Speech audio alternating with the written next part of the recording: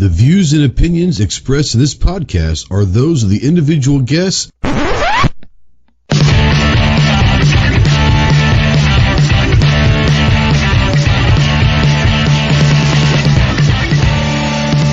If you're a sensitive snowflake that may get easily offended, then turn this off immediately.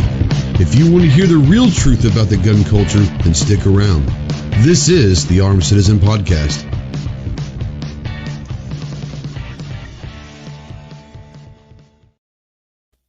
What's going on, my Ghost Squad? Welcome to the Armed Citizen Podcast Live. This is episode number 178.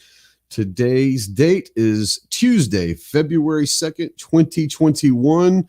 Happy Every Second Matters. We are live as always on YouTube and on Facebook. So if you're out there in the chat, make sure you say something. We don't know you're out there unless you do say something. If you are wanting to send a question, make sure you tag one of us or myself or anyone on the panel. We'll try to get to those questions. You can call. Yes, you can call in. Or you can text in on the Ghost Tactical Hotline presented by our good friends Rod and Shelly Gates over at theguncleaners.com. That phone number is 530-364-4678. If you are a veteran and you are having some difficult times and you feel like you're alone and need someone to talk to, obviously you can please call, email, text me, whatever. Get a hold of me 24/7. I can't give you any medical advice, but I can sure as hell be a pretty decent ear to listen to and maybe talk you through some stuff and all of that stuff. If you're looking for someone that can actually help you and point you towards medical resources in your area and all of that, please understand that you are not alone and the world is a much better place with you in it. So contact the Veteran Crisis Hotline at 1-800-273-8255. That number is scrolling down below, 1-800-273-8255, the Veteran Crisis Hotline. And as always, we're spotlighting the United States Marine Corps. If you want more information on how to earn the title United States Marine, check out the website, www.marines.com. And this is the second week, but the Armed Citizen Podcast is a proud member of the Self-Defense Radio Network. It's a great place where you can find all your pro-gun, pro-freedom, pro-Second Amendment podcasts all in one place. So check out selfdefenseradio.net. It's right up there. Check that out right there. So check out selfdefenseradio.net. I'm going to get this off of me and bring in our illustrious panel, I say. We've got the Rogue Banshee with us. What's up, my man? Hey, man. Thanks for having me. It's going to be exciting to talk 2A tonight. A little bit, yeah. Rich out there says ghosts in the pocket of big Marines. A little bit.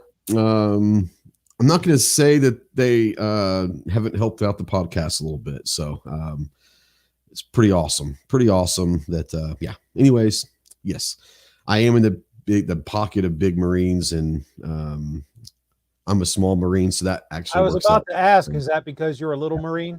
I'm a little Marine, yeah. So the women Marines, we call them WMs for women Marines. I was a LM, a little Marine. And then we had the BAMs, the BAMs, the big ass Marines. Yeah. Speaking of that voice, that's what I call him, is the voice. One of the greatest voices out there, most definitely in our niche and all that, but he's a great friend. But yeah, he is the host of the Right of the People podcast and the owner, founder, creative director, the guru behind Budget Guns and Gear Reviews. I am his hype man. What's up, Mike? How you doing, buddy? All right, man. Glad to be here. Finally had yet another Tuesday off, so I figured I would spend it well and come hang out with you guys. Although I have to wonder. It's February 2nd. Does that mean that if Clover sees his shadow, there's 6 more weeks until we get a rainbow and a pot of gold, or what? I got a text from him at 5:00 this morning. So I want to say it's probably Armentia using his phone, because I know he's not up at 5 unless he hadn't gone to bed yet, which has happened before. But all I got a text from was saying saw the shadow. So I guess we're getting 6 more weeks of winter. Just saying. Okay. We're actually supposed to get 8 inches of snow here next week. It's crazy. Crazy. For Arkansas, that's a lot. And speaking of that little rascal himself, and I can call him little because I'm about an inch taller. So anyone that I have that availability to use that on, I use it. For the great state of Texas, the tactical Bucky, Leprechaun himself. What's up, Bucky? That's all debatable, man. It's all debatable. Depends on what kind of shoes. Depends on what kind of shoes you're wearing, right? You're wearing the hat, bro. So I figured you had a. He's in the pocket of big Bucky's, apparently. Look at him. I mean, he is shilling like he must. They must have used that email. We'll shill for anyone at CloverTac. CloverTac.com. You better believe it, man. Yeah, absolutely. They get paid in beaver nuggets. It's all good. There's a joke in there somewhere. Just saying. Probably. So if you're out there and you are a Marine, or if you're interested, it's interesting. I was talking to a guy who's much younger, about 20 years younger than me. Former Marine, got out a couple years ago, or a year ago or so, and we get some questions coming in. So we're gonna get to those guys. I promise. I am seeing those questions. There's some good ones out there. Excuse me. But he comes in yesterday to work and was talking about a show on HBO Max. I don't know, do you guys have HBO Max or not? If not, if you do and you're interested, Guitar Man Pete, hold on before we get going. Appreciate you, bud. $2 super chat. Can't hang out, but showed up to support. Appreciate you, bro. As always, for everything, not just because of that. But as you guys always know, all super chats are going to send care packages to the troops overseas. So we appreciate you. All of there. And Hans says, what? Clover on camera? Doesn't have it very often, especially on other people's shows. Now he does it on his Monday show, but that's about, he doesn't do it very often. But anyways, he probably felt left out because everybody else was on camera. What's every second matters? You know what I mean? That's right. Anyways, getting back. So he comes in and says, hey man, have you heard of the show Generation Kill? And I said, no, I haven't heard of it. You have HBO Max. And I was like, yeah, I've got the app. I can watch it, whatever. Every second matters. That's right. And he was talking about it's about First Recon, which is interesting because my unit, First Recon, was part of my unit. We had Recon, Anglico, the 11th, 13th, 15 Marine Expeditionary Unit, and all that. And this is about 2000, late 2001, early 2002, and it's going on First Recon. And it's a show. It's not like a documentary of live footage, but it's a show with actors. If you guys saw Tarzan, latest one a couple of years ago, the guy that plays Tarzan is one of the main characters in this. But it's about First Recon and their journey of being some of the first boots in Iraq. But it's not just about the battle. It's the real as I've ever seen it, as far as the interaction between Marines and what we do in our off time and how we talk to each other and the command structure and how. So if you're ever interested in kind of really it's only 7 episodes and they're an hour long each. So it takes about 7 hours, which isn't bad. But if you ever were interested in maybe what goes down in one of these units and all that, it was as real as I've ever seen. And I was sitting there watching, I'm going, holy shit, this is crazy, because it's exactly the politics of the Marine Corps and how people act when they're in that situation where they're downrange, and some people go crazy, some people relish in it, some people just, it's a really awesome dynamic. Go check out Generation Kill if you're out there. It's really awesome. Really awesome. Let's see here. We got a couple questions real quick. If you guys want to, let's start out with a couple questions. I saw one up here, and where was it? Did I already pass it? Man, the chat's going by fast, so I have to go back up. It was someone was talking about, I can't remember who it was, but the original question that I saw was they're looking for a holster for a Llama 380. So Mr. 380, I don't know if you have a llama or not, but or anyone in here, does anyone know? First of all, are you looking for a inside the waist, outside the waist, Kydex, leather? What kind of holster you're looking for? Because we all have good holster companies that we individually trust and use. That I don't know if they're going to have one for the Llama 380, but we can give you a direction of where some good holster companies are. So I'm trying to find out. Okay, it was Jacob S. So Jacob love Jacob, young man who's obviously he's got his first few firearms in the last year. He must have picked up a Llama 380. And he said he's trying to find one for the Llama 380. So, Jacob, if you're out there, what kind of holster are you looking for? Leather, Kydex, inside the waist, outside the waist, and we can probably go around the room and give you some ideas of good holster companies. Now, whether or not they have one for the Llama 380, I couldn't help you, but we can give you some points in the right directions. He says that he has not been able to find anything in his area that says it would work for a small frame 1911. However, I am reluctant to buy a holster online. What should I do? Well, you can buy a holster online. You guys jump in. You can buy a holster online once you're familiar with that company if it's good. Especially now in your situation, I understand it might be difficult buying one online because you don't know if it's actually going to fit that particular firearm. But once you find a company that you like and they have one for your firearm, buying one online is no big deal. But yeah, I understand what you're talking about is just not knowing if it's going to fit that particular gun. Anyone, do you know of anyone that has a Llama 380 that might have a holster, guys? Alien Gear Custom Shop. They can do anything. Anything right? They want?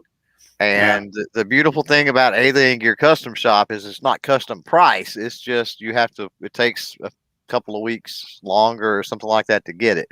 But I've had a couple made that Alien Gear was the only ones that they didn't even list anything on their website for them, but I contacted them. They sent me over to the custom shop, paid for it, same prices, any other holster there on the website. It just took a little longer.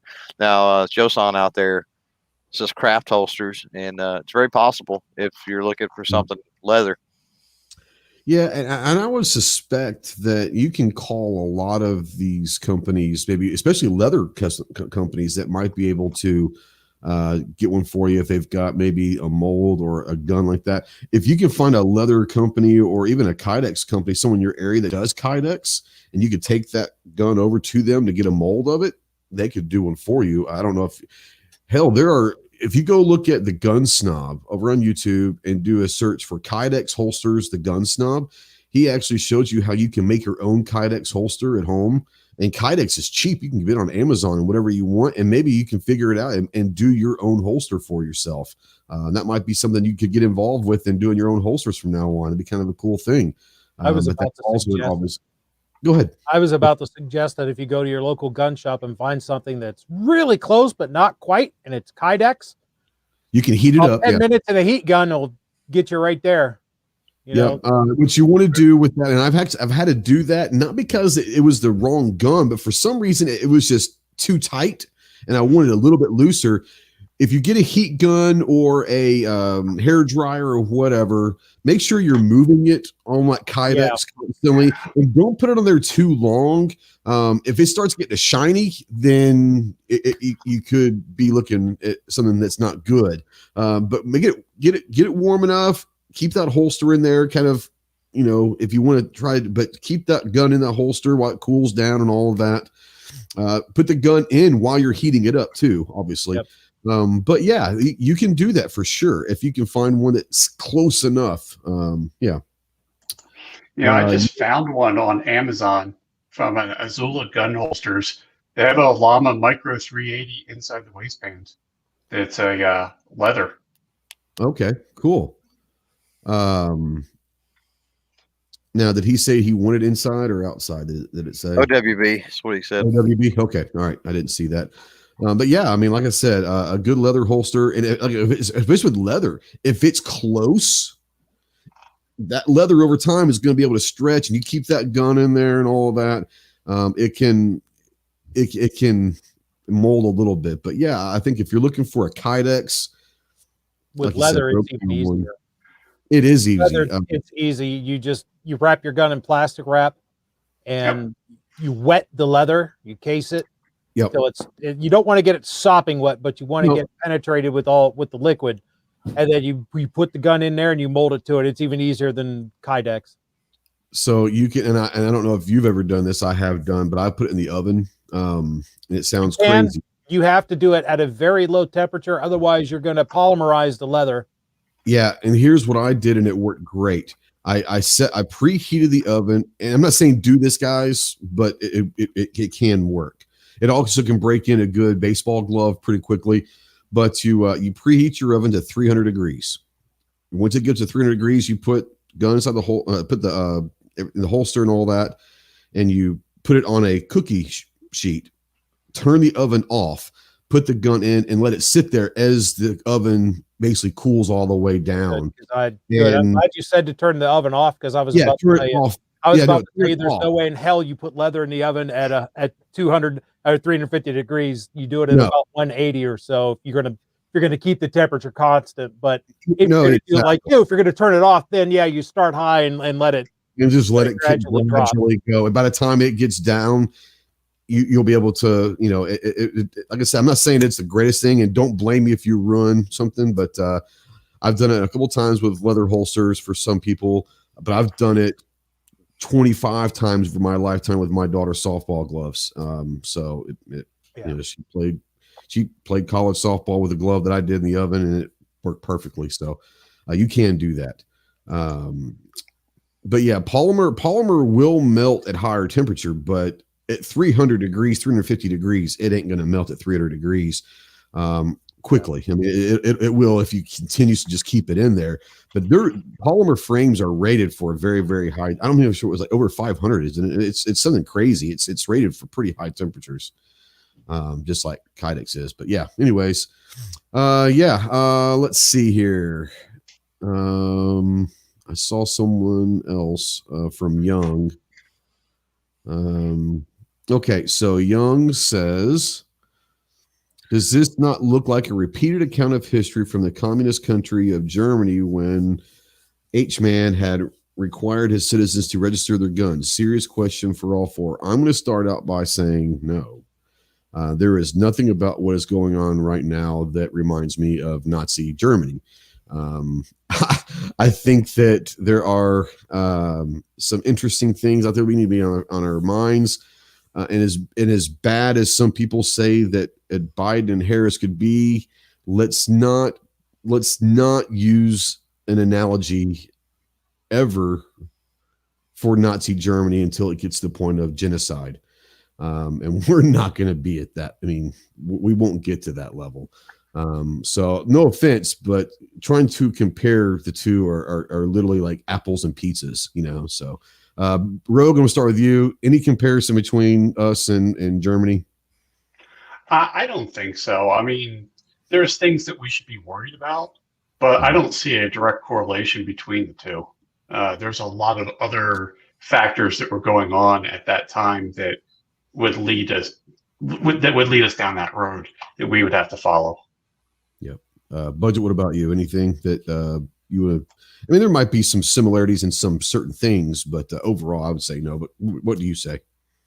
I would say there are some parallels. There are some similarities as far as some legislation and whatnot, but there's some tremendous differences too. Number one,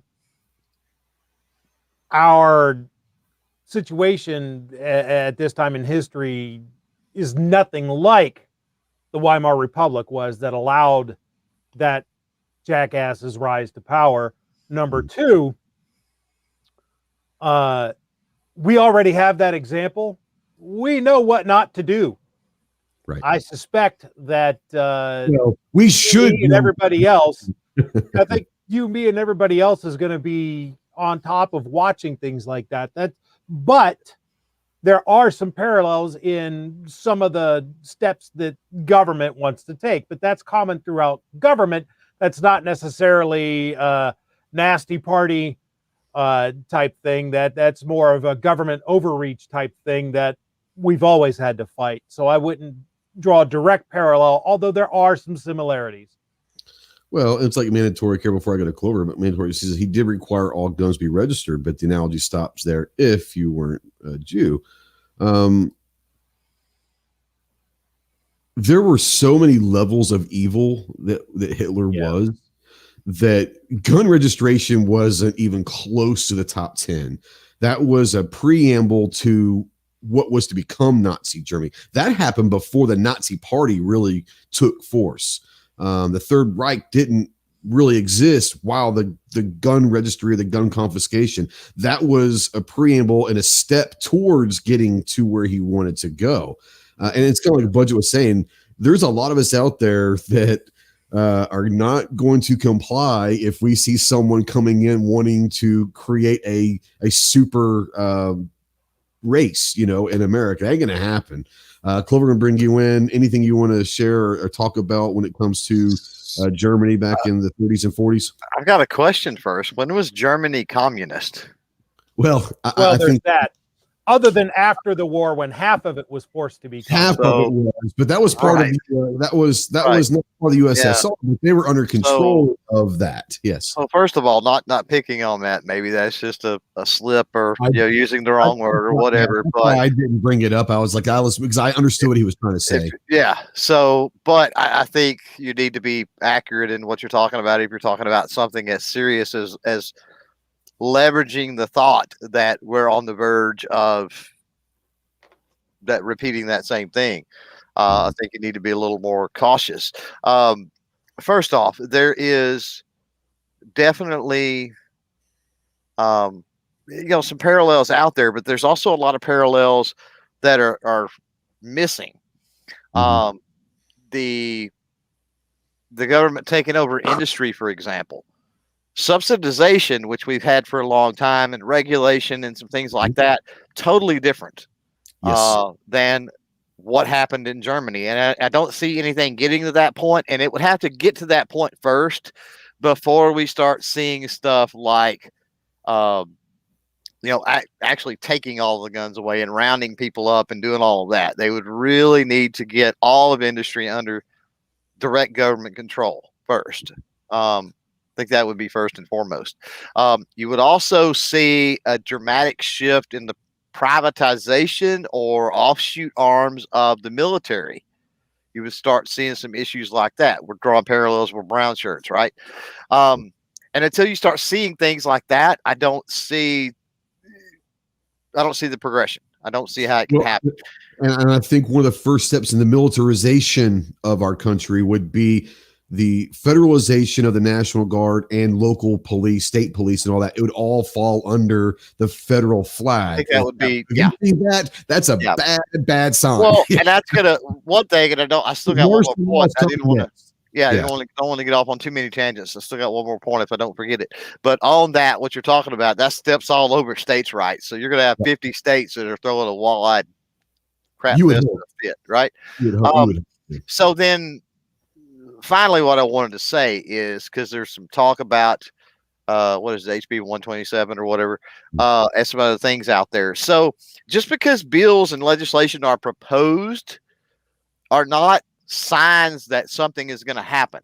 They have to not only be, they need to be proposed. Then even once they make it through committee, do they come out of committee the same as they were proposed? And then when they make it out of committee, are they going to make it through both houses of Congress and be signed, or both chambers, I should say, of Congress and be signed? So what is it going to look like in the end, right? So don't base your thoughts and your opinions on, be vigilant about it, sure, and educate people about what is in the proposed legislation, sure, contact your representatives and do all the things that you're supposed to do. But let's not freak out about proposed legislation, because if you know anything about politics, you know that is what politicians do to get whether they're trying to curry favor with the party or whether they're trying to curry favor with a large donor in their district or whatever it might be. They know that there's not a snowball's chance in Hades of this piece of legislation passing, and they'll propose it. The Republicans do it. The Democrats do it. They all do it. So let's not completely freak out about it. Let's just be vigilant. Absolutely. Hey, Drew's in the house. What's up, bro? Drew's over there on the Facebook. Go ahead, Ghost. No, I was going to say Drew's over there from Mean Arms, and he was on a great little show last night with Clover, good friend of ours. So go check that out. But what's up, Budge? I would like to add, though, that even though we know that this entire bill doesn't have, as Clover so eloquently put it, a snowball's chance in Hades of getting passed, we have to watch for bits and pieces being taken from it and inserted into other stuff, because that's how they'll try to get this. Say there's a defense appropriations bill that has to pass. Well, they'll slip this crap into it. this stimulus package that they want to do again and again and again, they'll slip this crap into it. Anything else that needs to be in there, they'll slip this garbage in there, hoping that it gets through, because hoping that the opposition to whatever it is they want to do doesn't want to kill the main bill, so they'll slip this into it. That's right. That's what we have to watch for. Another thing you have to also know is 127 is an evil bill. Let's make no bones about it. It's evil on a lot of levels. Okay. But they do that for a reason. That's one of those, they're going to throw 100 spitballs at the wall in one bill. And it goes through committee. It gets cut up. If there's no way in hell we're going to make it, but maybe down the road, guys, we'd be interested in that one. So they're going to pick that one off the wall. And like Budget was saying, that one out of 100 that's on that bill, that one might get put into an omnibus that's a $3 trillion omnibus bill that no one will ever find. It'll be buried on page 17,412 that no one's ever going to find. But next thing you know, we've got to pay a tax for a 20-round magazine, So that's just, but there's a lot of things, but like everyone's saying, be vigilant, be concerned, but there's a difference in my eyes between being concerned and being worried. Be concerned about all these bills. Do your due diligence, read the bills, educate yourself in the bills, educate other people on these bills, contact your representatives, especially if they're on that committee, But chances are, and another thing you have to remember is when it goes back to the floor, they can table it and then start the process over when no one's really looking back through committee again under a different name, a different bill, and all of that stuff. So always be watching. And you can go on to the House Representatives and the Senate. You can go on their websites. And every single day, they'll give you a list of the bills that were introduced. If you're not doing that, I don't do it every day. I'm not going to say I do it every day. I'd probably do it 2 or 3 days a week. And you can go back as many days as you want. So be up there and be watching. And if something that's a strange bill, you never know. This could be in some corn bill that's coming out of Iowa. You just never know. So just be vigilant about that stuff. I'm not saying be worried, but be concerned, stay vigilant. And when it's ready to go, we have to, we saw what happened in December when our community really wants to get on board with something in a very short amount of time. We saw what happened with the comment period for the pistol braces. So we know it can happen. So now we just got to be able to mobilize like that anytime we can. And if we can start doing that, that's what's going to start showing the politicians that we're serious, is not just once every 3 or 4 years. It's every time something like this pops up and we're able to mobilize and utilize social media to help that out. I don't know, but I'm saying that's what's going to take.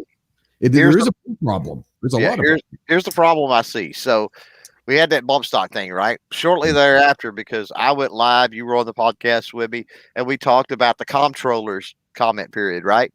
Correct. That got nearly zero traction. I guarantee you do Google search for all of that, and I'm probably the only show that ever even brought it up, right? We need to be paying attention to, either you need to pay attention to the Second Amendment on all fronts and all branches of the government, or go play Call of Duty and leave the 2A to the big boys, right? It's my opinion.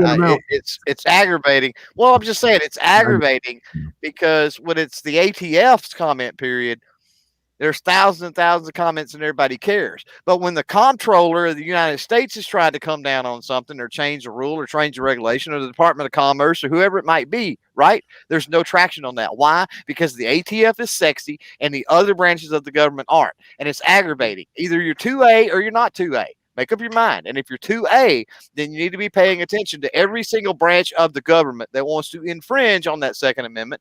And you need to do your civic duty and go file those comments on the Federal Registry for that particular branch, period. Not just the ATF. Absolutely. G23 says, I'm going to be doing a special live stream with Chris Chang. Chris is a good dude.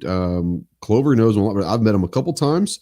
The couple times I've been around him, awesome dude. Matter of fact, the second time we were ever kind of in the same room was it 2 or 3 years ago on Sunday of SHOT Show. We left and Terry to go pick up our badges, and there was, I don't know if they're from Italy or France. They were from Europe, and they got the email. This is a hilarious story, but they got the email from NSSF to register for SHOT Show. So they thought, whether they read it wrong, their English was bad, they thought they were in. So they planned their flights, they booked everything. They show up that Sunday to pick up their badges and like, we never heard from you. Like, you're not registered.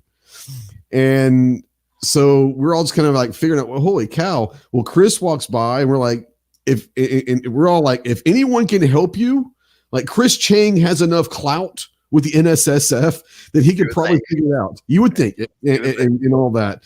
And it ended up working out to where I think they had like 8 people there, but they ended up getting like 5 in, and then they finally got the rest of the 3. It was crazy, but they showed up without actually registering for media at SHOT Show, but because they got the email saying that media registration was open, they thought they were already in. And they registered on site. Yeah.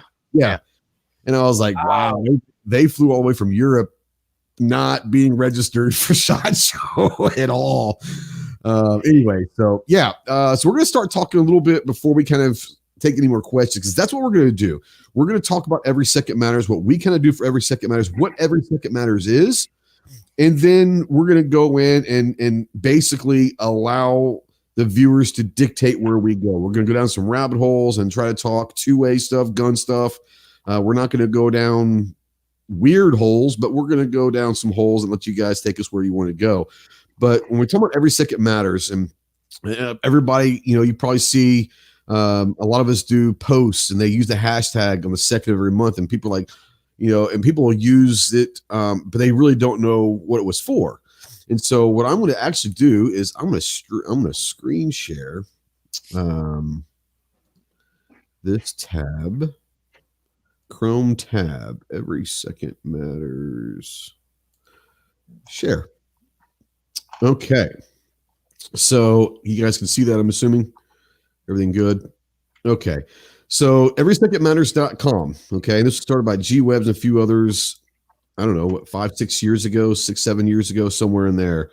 And talking about, why can't there be, instead of doing once a year rallies or every once in a while doing stuff, why can't we do it every month? And that's where Every Second Matters. The second of every month, people that are pro-gun, pro-Second Amendment, the whole idea is so however you would like to do it, promote the Second Amendment. A lot of people open carry. They'll put posts up with Every Second Matters logo and all that. They'll show what they're carrying that day.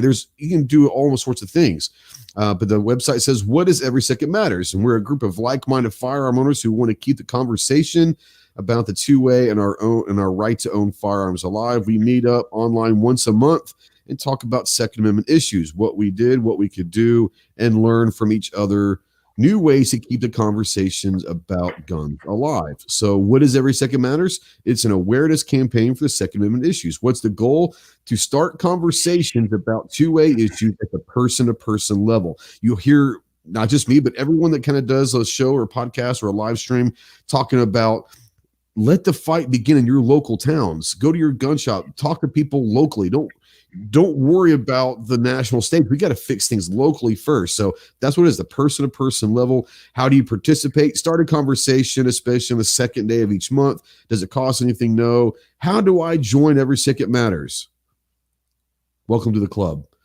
Promote the Second Amendment, and you're part of Every Second Matters. So thanks to G Webs, and it was a great idea, and the fact that it had to be put on a website and come up with a logo is kind of crazy for people to actually be aware about it. But it's kind of taken its own life the last 5, 6, 7 years and all that. So I put a post out, the gun that I usually put a gun that I'm carrying that day. And then like the Every Second Matters logo, a business card or a patch or whatever I have on me. I always keep an Every Second Matters business card on me. So I just pull that out of my pocket and put that out. It's a great way to start a conversation. So we'll start with Clover. You did today, but in general, what is the one thing, if you could bring someone in to get involved with Every Second Matters, what was the one thing that you would like to see people do more often? Wait, what? Give me that question one more time. If you're talking to someone who's never heard of Every Second Matters and you want to bring them in, what's the one thing you'd say, man, if here's what we're looking for, Just, I put it out in my comments. I'm like, hey, just share something that's pro 2A, and I even add pro firearm lifestyle. Yeah, right. Sure. Concealed carry, if you everything, if you go concealed carry, if you're doing something like that, or you're open carrying, there could be disagreements over that. There could be disagreements over a lot of things. You just throw your hunting shotgun out there, or take a picture with a Every Second Matters patch, or just maybe you're target shooting in the backyard or in the back pasture, hopefully not in the city, in the backyard, right? Or whatever. Then that works too. That still gets awareness out there, and it normalizes, because normalizes the firearm lifestyle, which is a part of the 2A argument, because a lot of what we're faced with, and a lot of the problems that we're dealing with, and people don't want to talk about this, they don't want to address this, and I think it's the root of the problem is societal issues.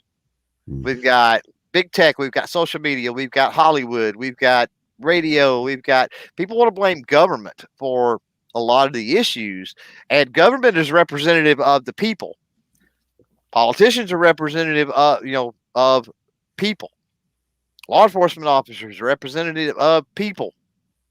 The clerk at McDonald's is representative of the people. Ultimately, if you got a problem with somebody, you've got to stop and look and say, what is society producing that we're putting into these positions, right?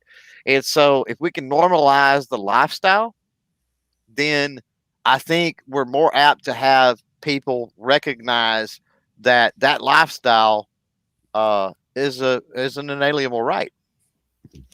No doubt about it. Cool comments. We're going to come back to after we go through the room. Mike, can bring you in. What's something you have done? What are some cool things that you've seen people over the last few years that do for Every Second Matters? And if someone's out there looking, what can I do? What are some of the things that you've done or you've seen people do for Every Second Matters? Well, primarily when I remember it, because I'm unfortunately quite bad about it. I understand. Normally on the second, I'm going to work, and when I'm going to work, I'm kind of focused on that. Yep. But if I'm not at work, like today, when I left the house, I open carried my Rock Island 10 millimeter and, had conversation with someone who mentioned something about it, because, it's to spark conversation, to spread awareness, to be that good ambassador, to do exactly what Clover said, and fight the culture war, because that's what we're talking about. This is a strategy to fight the culture war by normalization of gun owners, by showing we're not frothing at the mouth idiots going, you took my guns, I'm coming for you. That's not us. We're just normal people. And that's what I do for it. Yeah. They're out there saying, why isn't there a National Gun Day holiday? Blue Steel says, since there's a national month for everything, why can't we? I think that February will be a great one because it's the second month. Be kind of a cool month. Is February is Firearm Appreciation Month. I don't know. We'll see. That would be kind of cool. I don't think it'll ever happen, but it would be kind of cool. Ro, going to bring you up and say Every Second Matters and stuff. When you hear Every Second Matters, what does that mean to you? For me, it means discussion. It can be a discussion with your next door neighbor, person on the street, a friend. For me, it means discussion with my local lawmakers. I live in a fairly gun-friendly state, but there are some lawmakers that are just they're trying to erode at that, and I just try to have a discussion with them. I don't go like, hey, you're trying to trample on my rights. I don't try to go heavy-handed on them. I just try to get a discussion. I actually had a lawmaker reach back at me and have a discussion with me, and I'll email with her every once in a while, and just we'll talk. We'll have an open discussion. We're in totally opposite ends of the spectrum on this thing, but we can at least have a discussion about it. And it's being civil. I don't always remember to do a social media post. I have, every second matters pops up on my calendar. And it's just one of those things that, I just want to talk to somebody. Sometimes it's a lawmaker. Sometimes it's someone who just emails me off my channel that is just new to guns and they don't know what to do. And I'll just drop them a line. Hey, how are you doing? What's going on? Do you have any other questions about firearms? And I just go, I just pick something different each time. I like that. The whole idea for me with every single minute is it's kind of a mixed mashup of everyone, but ultimately it comes down to kind of what everyone says. It's a conversation. And here's one of the things I hear people ask me. He says, well, I hear a lot of people open carry on Every Second Matters. A lot of people do. Now understand that some people don't care about their laws. But I'm not saying to open carry on Every Second Matters. If it's legal in your state and you feel like you want to do that, go for it. The great thing about open carry in that situation is kind of what Budget was saying. It is really a conversational starter. Ironically, in Arkansas, we see people open carry all the time, so it's not a big deal. Usually when you see someone freaked out about open carry, it's like, what kind of gun is that? Or what kind of holster is that? That's pretty cool. And that's what it is. It's not like, oh my gosh, he's carrying a gun. It's like, oh, that's a Colt Python. What the hell, or whatever, it's the gun itself that people start the conversation. But that's the great thing about the conversation is this. And I think Rogue and Mike and Clover, they all mentioned this. If you're going to have a conversation, then have a conversation. Don't have an argument. Okay. Distinct differences between conversations and arguments. If someone is saying something that is completely anti-gun and they are just being downright hateful, let them have their time. Don't yell at them. Don't react to it because that's what they want. They want to make it emotional. We need to stay calm, just stand there and smile at them. And if there is no way, if they're one of that 10% that no matter what we say or do, they're never going to change their minds, then walk away. It's not worth it because all you're going to do is be on someone's cell phone on TikTok or whatever saying the gun guy went crazy on this person. We don't need that. Have a conversation, not an argument. And I think that that's where it is. G's out there says 9mm equals anti-gun. There's a lot of people that will say that, and that's maybe that's why I've been called, not 2A my whole time.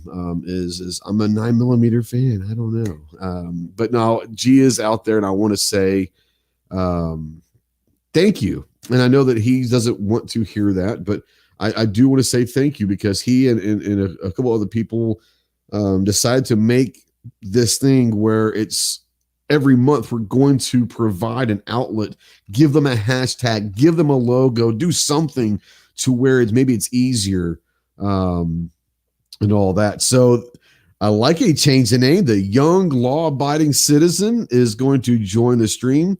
What's going on, man? How you doing? Hey, guys. Thank you so much for having me in here. Yeah, man. I really have enjoyed the last couple of months that you've been coming in and all that. You make some really good questions, good points, and it's nice to hear that the two-way fight is not lost on the younger generation. It really is nice to hear that. So, what you got on your mind? What's going on? Okay, you can't put me on the spot like that right away. This is my first. Hey. So basically, one of my things I've been trying to say to my family and all that stuff, which is very left side winged. I don't like going political with anything because all this like misinformation and everything happening in the news and media nowadays is really crazy, and it's kind of scary to see that. But I'm not gonna hop in the side of like I'd say like when I was posting that things about the HR 127 compared to Hitler and all that stuff.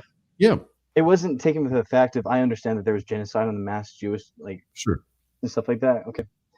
But it's just it's like he said, I'm pretty sure it was Mike or Rogue or Clover, but they said something about the preamble to leading up into the mass genocides and stuff, the overthrowing of government and everything. It was just kind of like, I don't know, it's a little scary on the spectrum of things. And I'm not very alone in my own opinion to see that, but No. It's a popular opinion. And basically what I was trying to say is for me, and you're talking about the preamble, the steps. It's going to take a lot of steps for me to trigger that analogy. But I do understand where you're coming from. Don't get me wrong. I completely understand that there are some societal things, there are some economic things, there are some foreign policy things that are happening that you can start seeing, man, if this keeps going down this road, we could, see some weird things happening. Absolutely. So I don't ever want you to think that I was telling you you're wrong at all. So keep on going. I love what relax. First of all, relax. You're cool. Everyone here we're not going to bite your head off. You're welcome. Relax and have fun, bro. Go ahead. And just another thing is what I've been seeing lately in the media is this misrepresentation of gun violence. Sure. Like, what is gun violence? Like I said in the comments, like what is an inanimate gun violence? I see human violence. I see human violence in how an inanimate object stays still, will not go off, will not fire, will not do nothing until you pull the trigger. And so that has not committed a murder.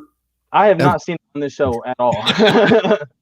That has not gotten up and started a shooting ever. So, which it wouldn't, That little pistol up there has sat there for about 3 weeks and not done anything.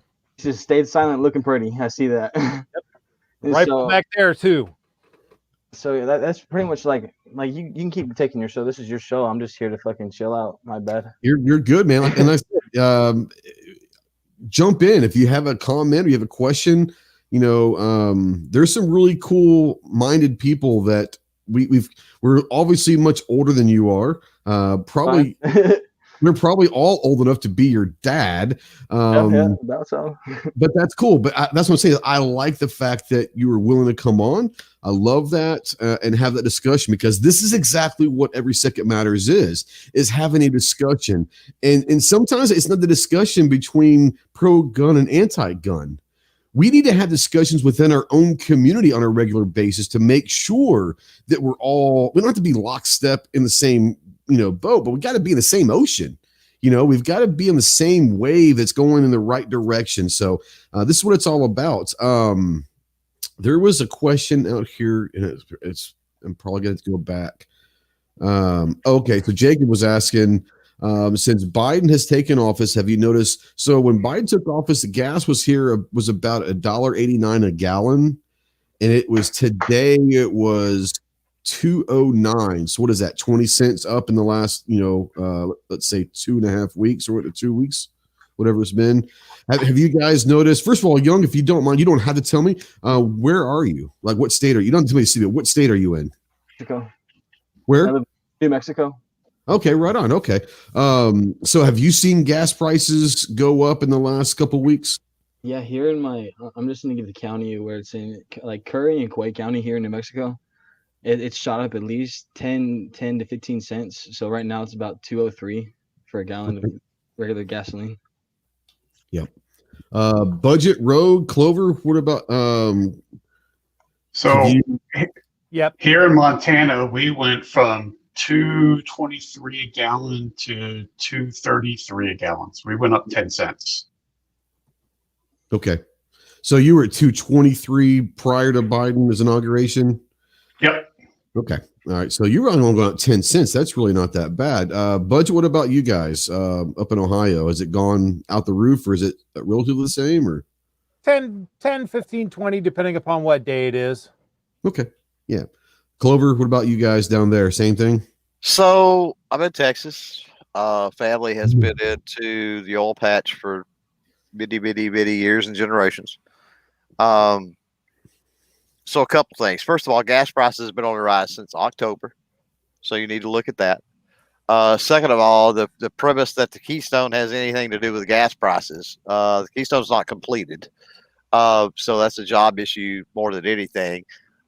What's getting prices is speculation more than anything. We've seen speculation with the GameStop issue, right? I don't want to conflate that, or definitely don't want to get off on that tangent. Right. But I'm just saying that's a speculation issue, right? And so we're dealing with speculators. We're dealing with manipulation in the market because of, yes, what Biden has signed, I think, because of the canceling the drilling leases and stuff on federal public lands, right? Also, some agreements and some other things that have been made with some of the OPEC countries, which is the oil-producing Arab countries, OPEC, in case anybody doesn't know what that is. Also, him putting troops into Syria has affected some of that too. Not a lot of people are even talking about the fact that he's got troops into Syria. I had no idea it even happened. They're on the cusp of potentially having conflict with Iran, which is another issue that's going to affect. That's never going to stop, though. There's many things, and people are pointing, but I would say this: your gas prices are going to cycle from summer to winter and winter to summer. That's going to happen. They're going to build and drop off and do all that kind of stuff. And keep in mind, they've been on the rise since October. So what has been in play in the world? We got to go back and look at those factors too. The fact that Biden signed some executive actions and stuff like that. Did that play a role? Sure. I'm positive it did. Like I said, especially with speculation. But it's not like with the stroke of the pen, he's increasing gas prices. Let's be intellectually honest about it here. Yeah. And there's also a part of this you don't understand. And a lot of people don't understand why the gas prices got cut in half a year and a half ago anyways. The oil market was flooded about a year and a half ago. They started dumping oil into the market for different reasons, political, economical, territorial agreements, territorial countries right? Doing that, but yes, countries. That's what I'm saying. Countries, not Exxon and Mobil. We're talking like countries were dumping their oil into the market. Not saying literally dumping, but they were, instead of having it here, it was being flooded in to the market, and that dropped the prices. That was done for a lot of different reasons. Right. Now, a year and a half later, you're going to start seeing it going to kind of correct itself for a little while, and they're going to adjust a little bit, and it's going to go up and down. I don't personally see it ever getting back up to that $5 a gallon that it was, not for a while. At least it's not sustained at that level as long as it did. But understand that gas prices are going to go up. That's just the way it is. It's a commodity. And it's I don't know if they don't trade on future stock, but it's a commodity just like anything else. And it's volatile. Yeah, it's volatile. There's so many things, and a lot of people don't realize this. They're like drill, baby, drill, and drill now, and all this other stuff. We're sitting on enough reserves here. We run on foreign crude, foreign gas, foreign oil, all of that, and we're sitting on reserves to run this country for something like 200 years right now. We could not import another barrel and run this country for something like 200 years just off our reserves. So take that into the larger picture of things when we talk about gas prices. Yeah. And it's like, why is this happening? It's not, that's been going on for years, and one stroke of a pen or one piece of legislation or whatever is not the key factor. It's many, many things. Go ahead. So I feel you on that, but what do you think about Biden's like new Green Deal and all that stuff, going to like renewable energy and all that stuff? I think it's the same as what for the last 40 years. Yeah, I think it's the same as what Obama was pushing. I think he's going to give a bunch of money that he doesn't have and that we really don't want to pay back, or at least I don't want to companies to build solar panels that ain't going to work and a lot of other things, and that's going to be about the extent of it. Yeah. If you drive across the panhandle of Texas and the plains of Oklahoma and Kansas and Iowa and all that, you're going to see what Obama did, and actually what Clinton started back in the 90s with the windmills, and they're awesome to look at. Oh man, I have 300 of them out my view in the country. So here's the dirty secret about like nothing. Like they actually lose money. Well. That's if they're even hooked up. That's what I'm saying. Yes, yeah. Because here's the thing: they give all this money, all these subsidization, all these other things. They built these huge windmill farms all over the place, and there's many of them that they're sitting there and they're spinning, and they generate enough electricity for themselves to make the red light at the top blink and all of that. But they're not tied into a single solitary power grid. I was like, where is the power bank in like this like vast open land? There's nothing it's connected to. It's just a little tiny little shack right They're here. not, and that's because it's like, oh, we want to go green. And they figured out after they built everything, they spent all the money the government gave them to go green and build this stuff. And they figured out that it was not feasible for the battery banks, for everything else that you need to hook that into the grid. It wasn't feasible. Producing enough to make technology. They're not producing enough, and the technology is not there yet. It's the same. Solar panels are pretty doggone good nowadays. It's the batteries that are the issue. So, and that's with pretty much any alternative energy. You got to have a way to store that energy, right? And that's the problem nowadays. I mean, think back to Tesla and the car battery issues and all the other things, right? That's been going on. The battery tech is just not caught up yet. It will one day, but it hasn't right now. The worst thing about Priuses when they first came out was Priuses were great, but the battery's going to cost you $10,000 and you had to replace them every 5 years. So it's like, why would I do that? Now it's gotten better, but $1,000 a year you have to replace them. Well, the sad thing is, to make those batteries, you need to mine lithium. And it's one of the most horrible mining processes out there. So, and then you're going to mine the lithium somewhere, and you're going to ship it to China to build a battery to ship it back to the United States. Right. So how green is that Prius at that point? Because it was on a cargo ship that burns diesel to go over to China to make a battery, to go back onto a cargo ship that burns diesel to come back to the United States. How is that a green thing? I mean, you've probably done more to damage the environment by building a Prius than that Prius is ever going to save. Your carbon footprint is huge on that point. Huge. Yeah. I mean, all you're doing is you're just taking that evil, carbon, and you're putting it somewhere else in a concentrated form and away from you, so you don't see it. No, so the public doesn't say, "Oh no, we're doing so bad." It's no, we put it somewhere else so we don't have to show the public what we're doing. Out of mind. That's exactly what's going on. Now we were talking about oil, and Clovis on oil earlier, and about drilling our reserves. And there's a whole. I'm not going to go down that rabbit hole of drilling our reserves. I'm not for utilizing our reserves, not because I'm worried about the pheasant up somewhere that might get hurt, or the lynx that might get hurt up in Alaska. Don't really care about that. What I don't really want to tap into our reserve for is power for us. That is bargaining tool for us. When we want to keep gas price or oil prices down for America, we can always say, look, we don't need your oil. We could run our country for 200 years. It's a bargaining tool. That's how we keep typically our gas prices down as low as they typically are, is because we have the threat of saying, we're your biggest customer, but we don't need you. We got our own. So if you want to keep us as your biggest customer, let's not bite the hand that's feeding you. And that's why I'm a big fan of keeping the reserves as long as we can, because that does allow our prices to stay somewhat lower, as we do have the threat that most countries don't have, is we have a reserve to run on for another 200 plus years. That's just my thought. Warsaw Patriots, join us. What's going on? What's up? Thanks for the invite, man. It's great to be man. Here, man. Yep. Anything you want to bring up? Kind of talk about what we've talked about. We're talking about green, earth, pro earth, nothing toxic or anything like that.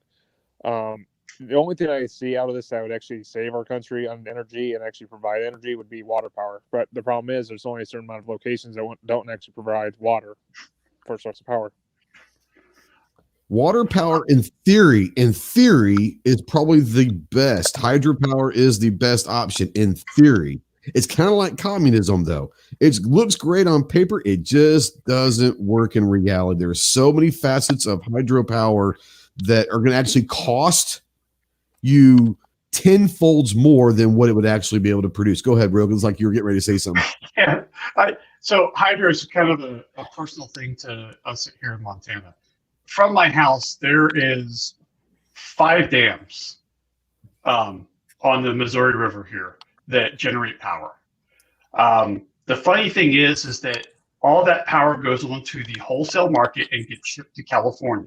Yeah, it's not going to your direct place at all. Yeah. My house here, I mean, there's a hydro dam literally 10 minutes down the road from me.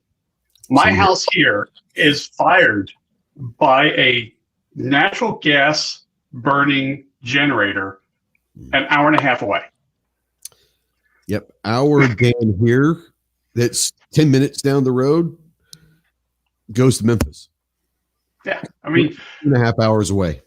Yeah. I don't get that clean hydro power.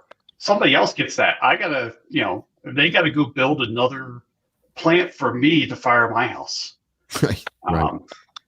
Just like, come on, because someone else doesn't want to build, something in their state. My state's going to sell you your power, and then I got to do something different for me. So yeah, hydro's a little touchy for us up here, especially since. Oh, go ahead. Our dams have been seized by the state a couple of times. I do say a couple of times. The state takes them over and then sells them back to the power company and then gets mad about something and then takes them back over again. So it's a bureaucracy. Yeah. Now Clover's back there with his little leprechaun arm. He said his hands up. So what's up, man? I am. So here's my issue with renewable energy or alternative energy. I'm all for it. I'm all for technology moving forward and working towards something, not because of the green crack of care less, right? But just renewable sources and eventually get into like Star Trek, right? Where we have impulse engines and all this other crazy stuff. He wants a lightsaber. That's what he really wants. That's what he wants. I will guarantee you, man, once we can harness plasma like that or whatever, absolutely, right? So, sci-fi nerd, and we don't get to that type of a civilization without being able to harness those sorts of things, right? Harness the powers of the universe. And so I'm all for it in that respect with technology moving forward. Here's the problem with renewable energy. We haven't reached a point where renewable energy can create the things to harness renewable energy. So you look at the dams that are built for hydro with jackhammers and concrete pours and that run off of what? Diesel or gasoline, right? The engines and the motors, the metal work that's done on the windmills, right? What are those done with? Electricity by what? Coal powered, right? Or natural gas powered or something, right? So we don't have solar panel factories building solar panels. That's a problem because there's no way for it to be renewable if you have to have fossil fuels to create it in the first place. You have to be able to make the technology and the output good enough with that so that it's sustainable. And I don't know, most of the players that are in the game with renewable energy nowadays, they're in it for the money because the green thing is just, it's funny that they call it the green thing, right? And it's so tied to money, but it's a get rich quick, get out and make a bunch of money thing. And nobody is in it other than maybe, who am I thinking, man? Tesla and SpaceX, Musk, right? I think Musk and where he's at on a lot of his thinking. He's on a whole other level with energy. Yeah, but I think he's there. I think he's thinking on that level. There's no doubt about it. But he's one of the very few and only people in the world that is thinking on the right level to get us where we need to be with renewable energy. Everybody else is like, we need to do it now, and they're focused on now instead of let's create the things that can create the things that can create the things later down the road. Right. When you were gone, stepped out, Rogue was talking kind of the same thing. He was about the Prius, but the Prius came up and he said, yeah, the Prius might be blah, blah, blah, blah. But how do they make that? They make that in diesel and coal factories to produce that car. So, you might have this car that might work great, but how'd that car get there? Like you said, there's a backdrop to everything. Rogue said he had a follow-up. So come on in. So, yeah, I want to just follow up about solar. A little over 20 years ago, I worked for a company that made solar panels and solar cells. Mm-hmm. And it was a very bad relationship because I questioned a few things. because to test these panels, they had to put them up and shine light on them. We burned more power than those solar panels ever were going to make just to make the panel. But and they pushed that we're such a green company and we're doing all this great stuff. And I remember we were up on the roof of the factory working on some stuff, and the roof of the factory was like glass. And I'm like, what's this? And they're like, it's titanium dioxide because we put an anti-reflective coating because we don't want the sun to bounce off the panel. We want to absorb that energy. I'm like, great. So where did this titanium dioxide come from? They go, oh, it comes from that standpipe right over there. I go, so us being a green company, we're venting titanium dioxide into the air. And the response was, well, we're within federally allowed limits. Yeah, we're within those levels. Who cares?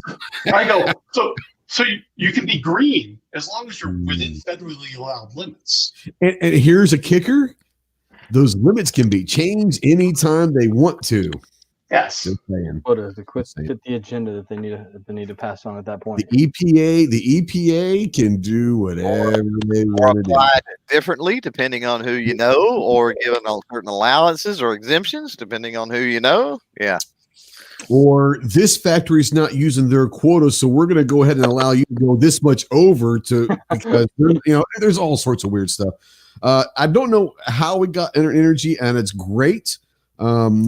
But I want to go talk back about guns again. But I do want to bring up, I'm not going to let Warstall just ignore him. He brings up a point in the private chat. You want to bring it up publicly or what?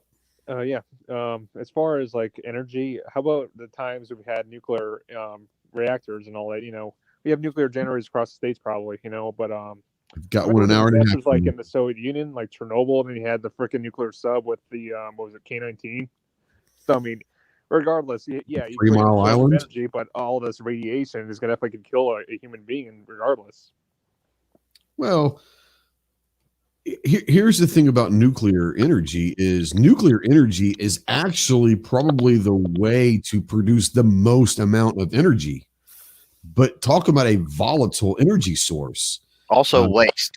A lot of people don't realize that. The waste is exactly because what you're going to have to do is if you ever go around, we have one about an hour and a half from us. If you've ever been around a nuclear power plant, it's typically on an island surrounded by a big ass lake. There's a reason for that. And all the waste is buried underground in caverns. The reason why, because the waste has to be hidden. Yep. And that's just the way of life. I mean, I'm not saying that it's just being poured into the lake. No. But it's buried hundreds and hundreds of feet down. But eventually that stuff is going to seep up. Just saying.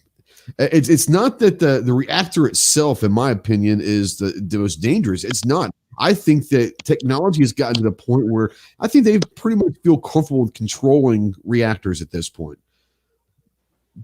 But talking about a social footprint on society from what that energy creates, it's nothing we're going to have to worry about probably not our kids or grandkids, but eventually that stuff it's got to go somewhere, and it's not just going to sit hundreds of feet in the dirt forever doing nothing. It's gonna cause some serious issues, and you start getting to the water table, you start getting into all sorts of stuff. That's how nuclear energy is going to affect. It's not the big explosion, it's the water table.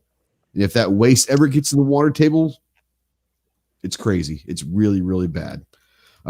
So yeah, interesting points. And I really, and I know, I think Gary works at a nuclear plant.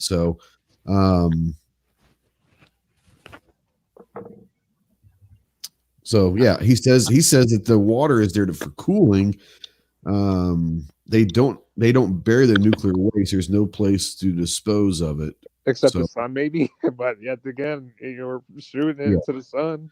Well, I mean, there's caves in Texas that house nuclear waste. So, yeah.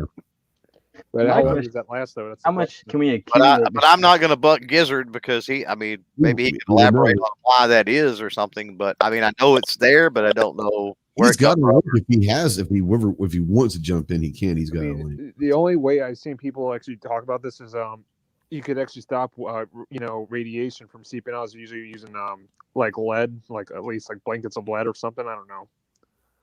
Sure. I don't want to. But, I mean, you got a whole other lead's issue. a hazardous material. Bad.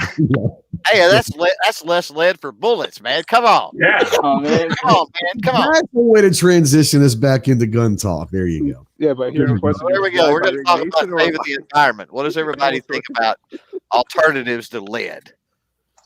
So let's talk about that real quick. That's a great transition. We can talk about that. Non-lead projectiles. Who's used some and what kind, whether it's polymer or different metals or what all have you guys used that might be a decent alternative to lead projectiles? Anyone just jump in. Anyone that's used them. I've used some frangible rounds on some indoor ranges when I lived on the East Coast. I didn't particularly care for them. what were they called? Frangible rounds. Yeah, so when they make their impact, they just basically kind of go into dust. They turn into a dust. So it's basically like a metal powder that they just kind of compress down to make the bullet. And some you can shoot steel like literally 3 feet from you, or 2 feet from you. Depending on the frangible projectile. Yeah. You don't necessarily want to, but you could. They're built for a specific reason. Yeah. So, I didn't particularly care for them. I thought they were okay. But I just don't think they flew as good as just copper jacketed lead. Sure. So real quick, Squib Load out there says he's come to the conclusion that none of us know shit about mass power generation. I never said I did, homie. That's why I kept my mouth shut. Energy guy. So if you thought I was talking as an expert, that's okay. Here's a question. I know we talk about the projectiles. What about the casings? I've been thinking of alternatives for casings instead of using brass. One of them actually I was thinking was actually, what if we use their own currency for actually using casings? Like using quarters? I'm thinking dimes, quarters, coppers, nickels. I think polymer is the next evolution. We're already there, as a matter of fact. Yeah. That one I'm 50-50 on with polymer stuff. I don't know, because a lot of guns I've seen with polymer, some of them actually rip the casings in half. Okay, if you're not reloading them, who cares? Hey, a soft polymer, it's going to break, all right? I don't know. I see ruptured cases with brass all the time. You just keep shooting and go because there's. So would polymer guns shoot polymer casings and with polymer tips? So you could go with a polymer case with a polymer tip ammo. That would be like Glock would then sell. That would be the diehard 2 gun. That would be the Glock ammo with a polymer case, the polymer tipped ammo, Glock brand ammo. That's it right there, baby. Oh, you know a funny thing? I saw a YouTube video where some guy used our kids do know how to use the 9mm. He used a Lego brick head from a figurine as a projectile. Oh, dude, when you reload, you can do all kinds of fun things. Just saying. Now, Gary did put an article out there. Here is the future on-site nuclear fuel storage. So thank you. I'll actually go back and read that because that's something that I'd probably go. I know I'm kind of a nerd that way. I get it. Let's see here. Our friend from Brazil, Ricardo. Was it Brazil? I think it was Brazil, wasn't he? He's from Brazil. Yes. Ricardo says, are frangible rounds good? Like Fiocchi Black Mamba looks like garbage. I never shot the Black Mamba. I have shot frangible rounds. They are Terry's, didn't you? Not the Black Mamba, did I? Fiocchi had Black Mamba at Terry's, yes, sir. Oh, they did. Well, I might have shot it. I don't remember shooting it, but I might have. But I have shot a lot of different frangible ammo, and they're not great, but they're there for a specific reason. Yeah. You know, they're not there to go do target practice at the range or to shoot competition with. That's not their desired use. So are they good? They're really good for what their intended purposes was for more military law enforcement, different stuff like that. But for going to target shooting and competition, well, no, they're not gonna hit. And not typically for ranged RANGED, ranged activity as well. Yeah, so it's going. Yeah, it's just that's not what they're built for. But are they good? I'm just not saying all of them are good, but there are some frangible that is very, very good for what they are purposely used for. So go ahead. Whoever was that? What's that? What are the pros of frangible rounds? I'm still hopping into all this. Like I got a couple of hours. So you're talking about a projectile. Let's just use a steel plate. Okay. So typically, if I'm going to go shoot steel at the range, okay, I've got to be anywhere at least 7 yards. I try to be about 10 yards from that steel plate when I shoot a 9mm, let's say, because you're going to have that projectile split into a lot of different, what turns into basically shrapnel. Okay. And most of them are going to be angled down a little bit, but they can still come back at you. So you want to be a distance away. Frangible is literally like Rogue was going to say, they're going to turn into dust, basically. And you can, some of them, I've literally shot last year at one of the shoots, that the military shoots I went to. I was literally shooting from here, and I could put the gun 6 inches from the steel plate and not have to worry. And I did it, and it was great. It's there for specific reasons, but it just basically disintegrates. Okay, it's not going to shrapnel. It's not going to do all. It's not going to turn into a million different little pieces of metal. It's just going to disintegrate. So where you can use it up close. We're talking about close quarter combat. You can use it really up close. You know. So think about throwing a rock as opposed to throwing a dirt clot. Okay. Yeah, that's a good way of answering it. Sure. Yeah, right. Sure. Or a Glock, or a rock as opposed to maybe a snowball would be right. People might realize that. Would be, that's a really good analogy. Good friend Yehuda's out there. I'm going to put the link out there if anybody else wants to join in. Yehuda, if you want to jump in, come on in. I really appreciate you guys having me here, man. I'm about to go. Oh yeah, hang out anytime. Let me know if you ever want to join again. We'd love to have you on, bro. It's like I said, it's nice to hear that young people aren't lost in our community. And I know they're not, but we just don't see them a whole lot. So anytime you want to come on, man, you're more than welcome to. Doing everything I can to keep my generation informed and everything, you know, keep us on a level head of common sense, which is not. We need more people like you. We need a lot more leaders like you. Y'all go have a good day. Good night. Have a good one. Good. You too, man. Be safe. Yeah. It's impressive right there. Yeah. That gives you hope, you know. That's the future of 2A right there. Especially New Mexico. And New Mexico politically is a lot more liberal. Not necessarily they are, but they're not as bad with guns as they are just normal politics. But they are starting to shift a little more left. And it's nice to know that there's a young man in New Mexico that hasn't been drinking the Kool-Aid, shall I say. You know, it's impressive. It's impressive. Let's see here. Okay. Yehuda. Uh-oh. What's up, homie? There with the chat. Yeah, there goes the neighborhood. Oh, I'm glad I have that reputation. So Texans are in here now. The universe is going to implode, I think. You can't handle us both. That's right. This is working out perfectly. There was a question right off the bat early in the chat that someone says, are we starting to see similarities between what's going on here? And they compared it to Nazi Germany. And we're like, yeah, because there's a lot more things that happen just besides registration of guns. But I want to get, now that you're here, I would love to get your ideas of, do you see any similarities or paths to similarities? I mean, you know, there definitely is genocide side, but I mean, just in general, politically, you know. Yeah, I mean, look, there definitely. I'm not going to say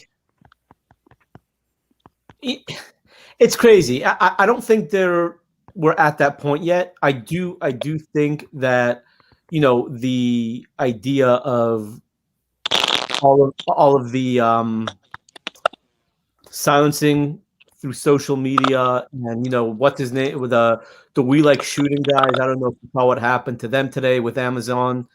They got kind of kicked off Amazon today. So, you know, there definitely is I'm sorry, I'm just exhausted. My brain's not working, but almost a reminiscent of early Nazi Germany. Now, I will tell you that the people who are saying like, oh, wearing being forced to carry a COVID vaccine card is the same thing as the Jews wearing a yellow star. Like, no, it's not. Like, please stop comparing anything that might be somewhat, anti-American. It doesn't mean it's Nazi Germany. So there are some things that I do feel are on their way. I think if you want to get really into the nitty gritty of it and talk about Nazi Germany, once the gun laws pass that Biden and Harris are trying to pass, then you can start saying, look, not even Nazi Germany, go through history. Any dictator that has controlled the populace, the first thing they do is take away the gun rights. So to compare it strictly to Nazi Germany, I think is it's too easy of a, I don't know if that makes sense. It's kind of too easy. We all agree with. We said that there are similarities in paths of early regime what led to Nazi Germany with early Hitler. There were paths of the registration. There are paths of social and economical things. But to Warsaw, you got to mute yourself, bro. If you're not talking, you are cracking up. Something's cracking. It's driving me nuts. So if you're not talking, mute, please. But there are paths. There could be some similarities, but I don't think that anyone would ever say that we're going down the path of a Nazi Germany. It's interesting. There are questions out here. I don't know what's going on. You can finish up your thought if you want, but when you do, I don't know what's going on either. What happened on Amazon? Okay, so I'm not exactly sure. I know, Trey, you and I just had a big conversation earlier this week or late last week, whatever it was. But the We Like Shooting guys is something like ASW3 through Amazon. It's kind of like a service that allows for like the unbleeped version of the show to be something along those lines. So they went to upload their new show and they tried logging into their account and bam, they're gone. No account was ever there, completely washed of anything. And that just happened. They just posted that a few hours ago. That's interesting. I haven't heard. I haven't been online or doing anything with that. Yeah, I'm saying if you go to the We Like Shooting, what's going on? It was just there we go. The Rogue Banshee. S3's storage on Amazon's web service, but something about like the unbleeped version, I guess, that they allow. I don't know. I didn't really understand all of it, but all I know is that they were deplatformed by Amazon as of today to an extent. Well, I hadn't been on social media hardly at all, so I hadn't heard any of that, which is crazy. Yeah, that's nuts. Pat, what's going on? You have you joined us. What's going on, my man? Oh, nothing much. Just joined in on the conversation, and it's definitely kind of all over the place and spicy tonight. That's for sure. Anybody hearing that, or is it me? Okay, yeah, I didn't understand a word you said. You are, it's some like robots have taken over. Try logging out and logging back in because that was crazy. I hadn't heard that noise since ET. That was crazy. So if you don't mind logging, leaving and coming back in, that was really weird. Yeah, there's something going on. I don't know. Sounded more like a microphone short or something. Yeah, it did. That one, I can make about every third word with Warsaw. It wasn't that it was his voice was bad. It was just, it sounds like, I don't know, like it almost sounds like you're flipping a pin or a knife, or there's something going on, but whatever it is, it was annoying. Probably like me clicking my pen and my knife. People get annoyed, but it's my show, so to hell with them. Let's see if Pat can. All right, say hi, Pat. Let's see if it's any better. Okay, it might be on my end. I'm not sure. Oh, geez. Oh, that sounds.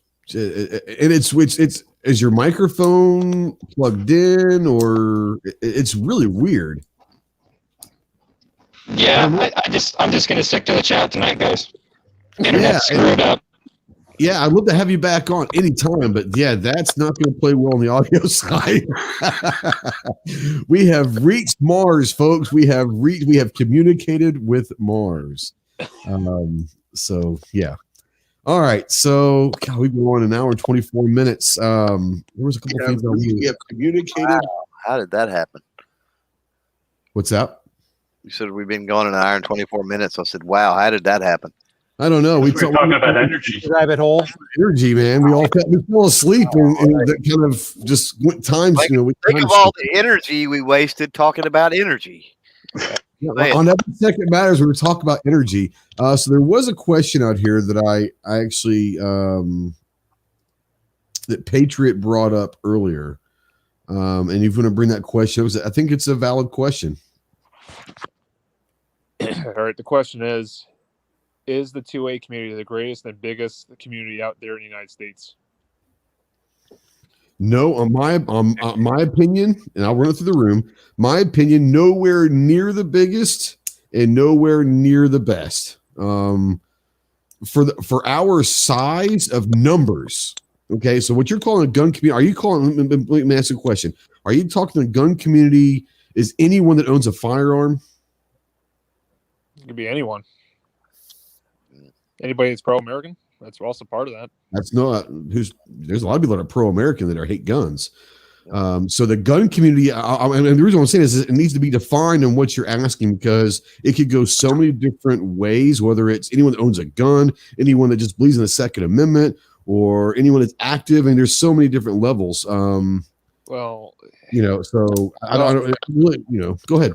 The reason why I bring it up, this question, is because when I see the 2A community, I'm seeing different types of people. I'm seeing the Black community, the Jewish community, you name it, it's probably in the 2A community. I'm just seeing different types of communities within our own community, and I'm seeing the size growing in a big positive manner. Are you talking about online presence? Are you talking about the social media online presence, that community, or in general? Just in general, as American citizens.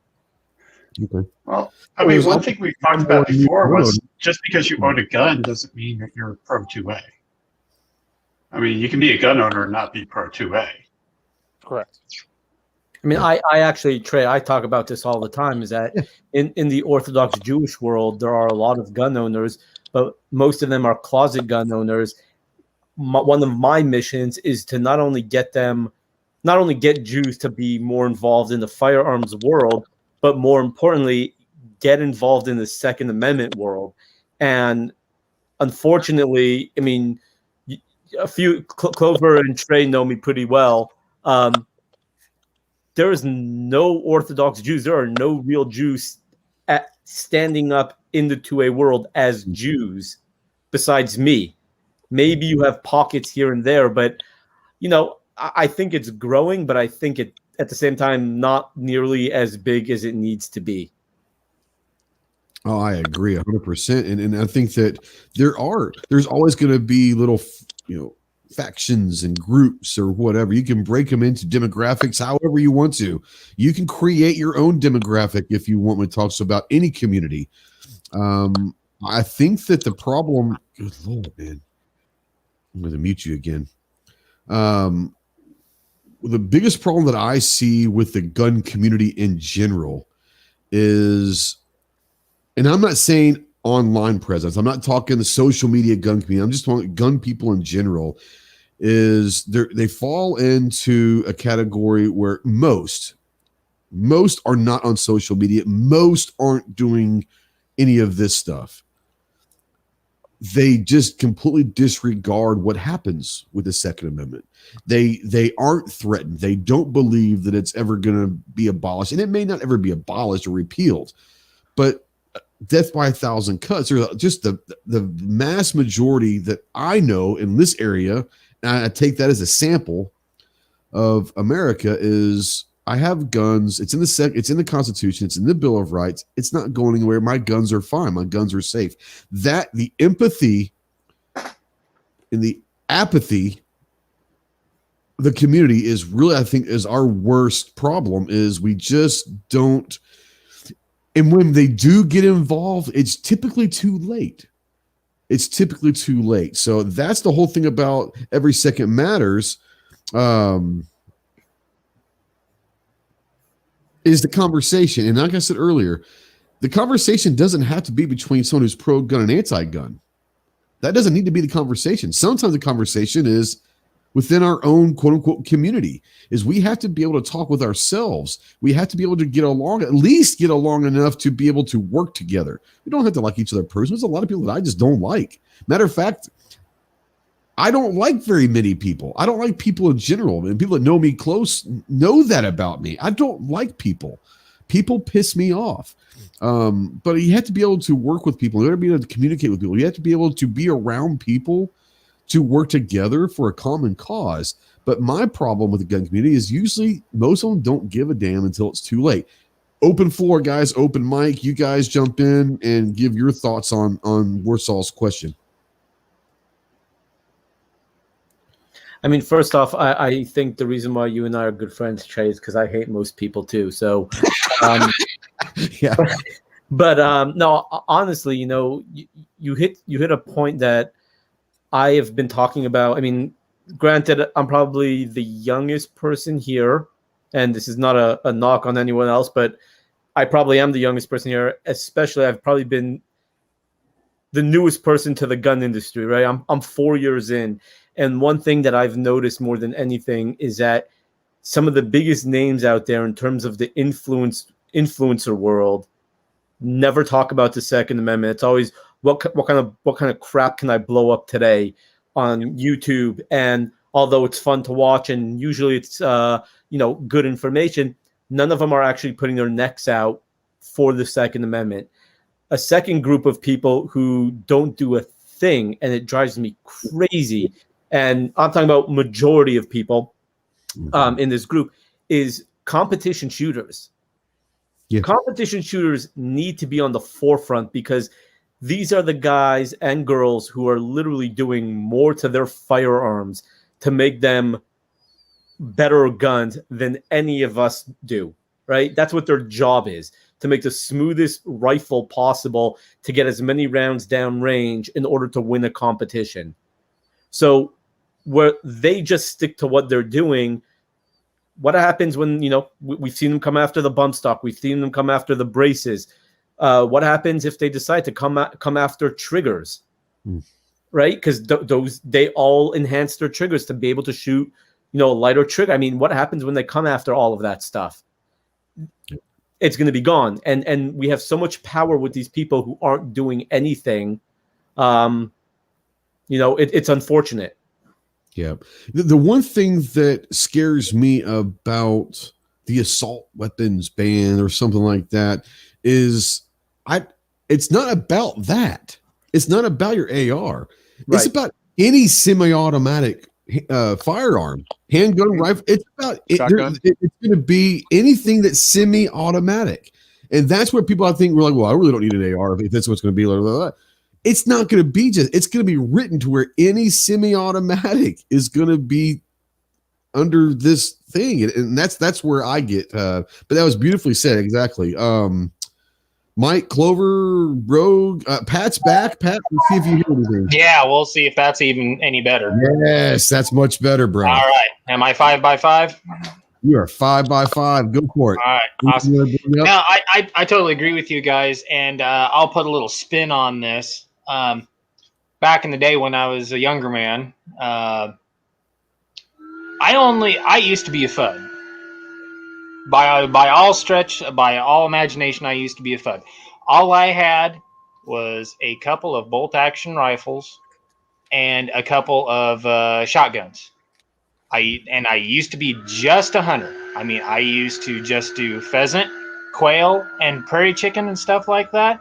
And I used to do a little bit of coyote hunting and deer hunting. And I was like, oh, nobody needs a freaking semi-automatic. Nobody needs a pistol that holds 15 rounds and all this and everything. And then I finally woke up about 10 years ago when things, especially since the Clinton assault ban and everything, I was like, oh, well, that's no big deal. It doesn't affect me in any way. And I was like, what? And then all of a sudden, sorry, I can't see it, dude. Anyway, but I finally started to wake up a little bit, and I was like, wait a minute, if they take this away and they keep chipping more and more away at it, and finally got into the history of everything, what they've been slowly trying to erode, it's like, I've got to get on this bandwagon, and I got to at least try to help in some shape, form, or manner. And then recently just picked up a brand new little M&P, and I'll put it at that. And I absolutely love it. I can't believe what I was missing. I mean, it's a beautiful gun, runs great, and actually even took down a coyote or two with it. And I was like, huh, yeah, this definitely has a multi-role function here. So if you're talking revolver, Clover is your new best friend. If you're talking AR platforms, I'm your new best friend.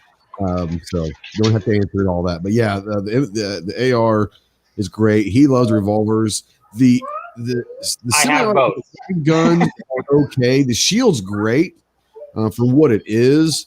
And I've got a 2.0, but I don't shoot it very often anymore. There's just so many more guns out there. But I'm gonna mute you, Pat.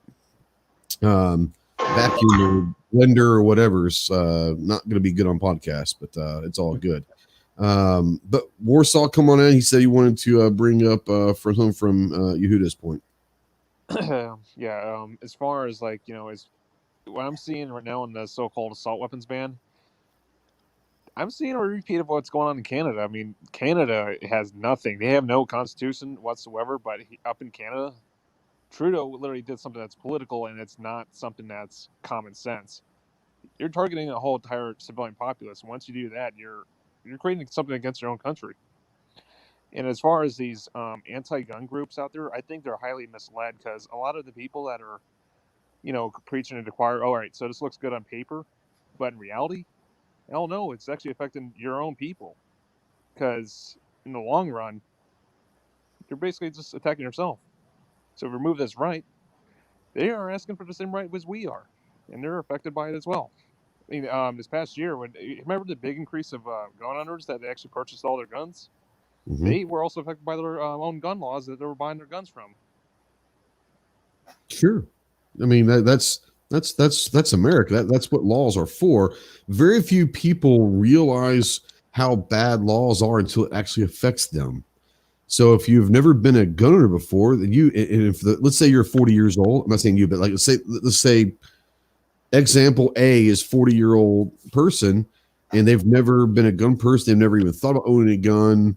Never cared about the gun laws. Never kept up with what the gun laws were in their county, state, in the country. And then all of a sudden they try to go buy a gun and they realize, man, this sucks. Like, this isn't how it's supposed to be. Once again, most people don't, and it's not just for two-way stuff. This is just in general. Most people don't care about laws until it affects them personally. And that's just natural. But what can we do? And I'm running this through the room. What can we do? We've had this discussion for a year now. We know there are a lot of people that are new to I'm not going to say our community, because they may not be, but there are new gun owners out there. How do we bring them to our community? Is it just the fact of having a conversation, or are they more susceptible now because some of them have realized, man, some of these laws actually do suck? I mean, what's the next step? Do we try to bring them on, or what? Clover, I know that you wanted to bring up, before we move on to the question, that was more of a rhetorical, because we've had this discussion for the last year. But Clover wants to bring up defend shooting sports. Ding, ding, ding, round 2. Let's go.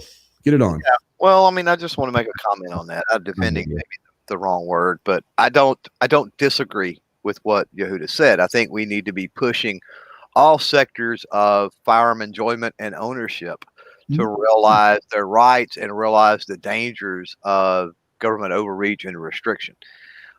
With that said, there are great examples of not only shooting sports competitors of all ages and genders, I might add, that are excellent Second Amendment advocates. So the shooting sports competition sector is not devoid of 2A representation.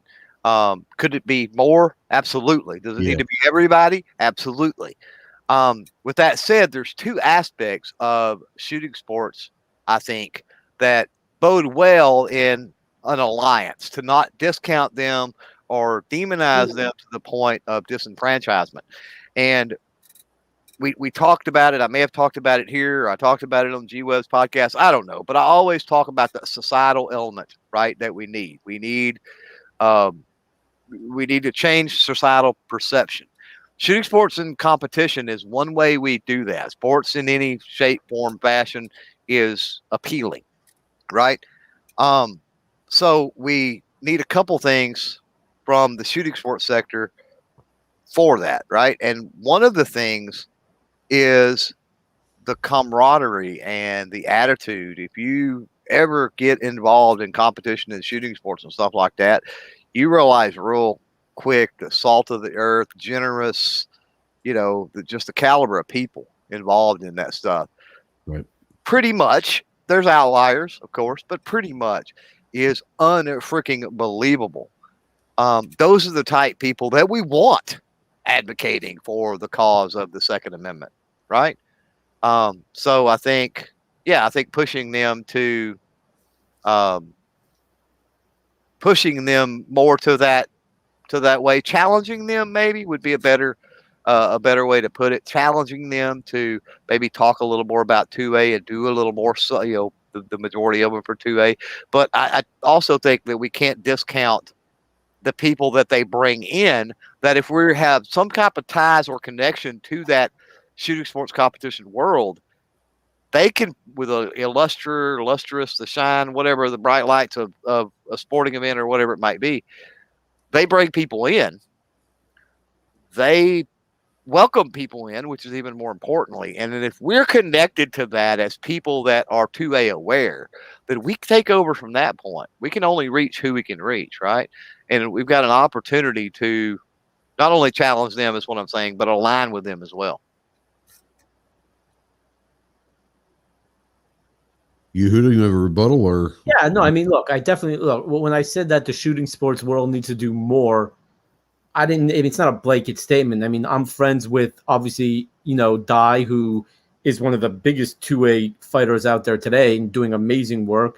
And also someone like Beth Walker, who's also a 2A shooter. And she does unbelievable work as well. I want to see the competition shooting world. Like you said, Clover, right? They're bringing people in. What's the point of bringing people in if they're not fighting for exactly what they do for a living? We don't disagree, man. We don't. No. I know. I was just taking it a couple of notches further. Was all. Yeah. No. Dude, don't worry about it. I've known you long enough to know that you weren't coming. Everybody, it's all good. Exactly right. But no, it's just go out back and we'll duke it out after it's over. We'll worry about it. The Irishman and the Jew. Next on Clover. That's a joke, right? All we got to do now is walk into a bar. Right? Yeah, walk into a bar and you're living out the greatest irony ever.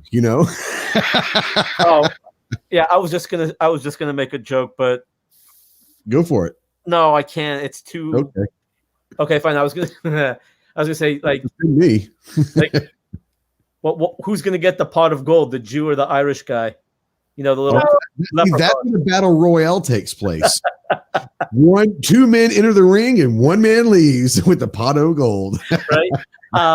No. So all my point is that for an organization, meaning the shooting sports world, that has so much clout and so just an insane amount of followers.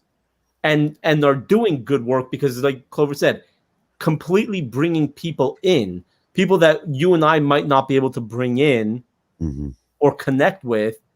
I feel that they really need to be doing as a whole, not individuals like Di and Beth, but as a whole, I really think they need to be doing more in defense of the Second Amendment. I've seen some stuff, to that point, Yehuda, and I'm sure you have to be connected. You have to be paying attention. There's something shooting sports and that side of things. I've been around for 2 decades at least, right? But I've literally seen competitions where people get up and speak on the importance of the Second Amendment and stuff like that before the competition ever starts. It's the Pledge of Allegiance, and you say a prayer.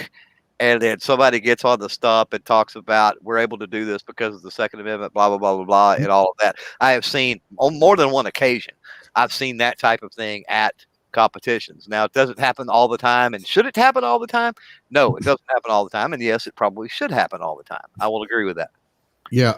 There is. So here in Arkansas, there's every weekend, at a different shooting club, there's an IDPA match. They call it the tour. So every first Saturday of the month, it's going to be here. The second Saturday is going to be at this range. The third. So people and it's the same people that goes all of them.